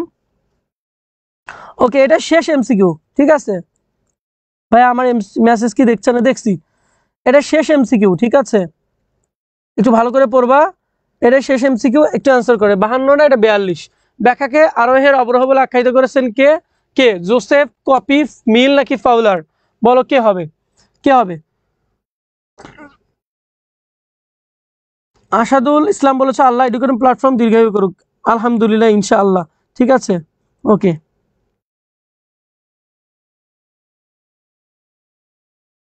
ওকে, ঠিক আছে, ওকে। আচ্ছা, পিডিএফ এডুকেটুম যে ফেসবুক এডুকেটুম স্কুলের যে ফেসবুক গ্রুপ আছে, সেখানে ব্যাখ্যাকে আরোহের অবরোহ বলে উল্লেখ করেছেন কে বলো তো? যুক্তিবিদ মিল, ঠিক আছে। বাকি এমসিকিউ গুলো তোমরা নিজেরাই দেখে নিতে পারবা। আমি উত্তর সহ একটা কি বলতো, উত্তর সহ তোমাদের একটা এমসিকিউ পিডিএফ একটু পরে আসলে আপলোড করা হবে, ঠিক আছে। তো তোমরা সবাই ভালো থাকো, তোমাদের পরীক্ষা অনেক অনেক ভালো হোক।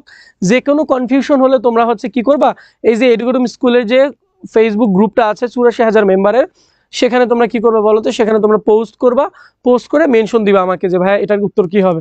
আমি ইনশাল্লাহ কমেন্ট করে তোমাদের জানিয়ে দিব। তোমরা পড়ো, ইনশাল্লাহ ভালো হবে তোমাদের পরীক্ষা। এবং এই দিনগুলোতে ফোন টোন ব্যবহার না করে একটু পড়ার চেষ্টা করো, ইনশাল্লাহ তোমাদের ভালো হবে। যাদের প্রথম পত্র খারাপ হয়েছে, এই দ্বিতীয় পত্রটা ভালো করার মাধ্যমে দুইটা মিলে তোমাদের একটা ভালো রেজাল্ট আসবে। তো তোমাদের সাথে আর দেখা হচ্ছে না, অন্তত যাদের শুধু যুক্তিবিদ্যা ছিল। তোমরা সবাই ভালো থাকো, ভালোভাবে পরীক্ষা দাও, এবং অবশ্যই তোমাদের মিস করব। তোমাদের সকলের সুস্বাস্থ্য কামনা করছি, সবার ভালো রেজাল্ট হোক, সবাই স্বপ্নের একটা বিশ্ববিদ্যালয়ে চান্স পাও, এই দোয়া করি, এবং ভালোভাবে পড়াশোনা করো। সবাই ভালো থাকো, ইনশাআল্লাহ। আসসালামু আলাইকুম।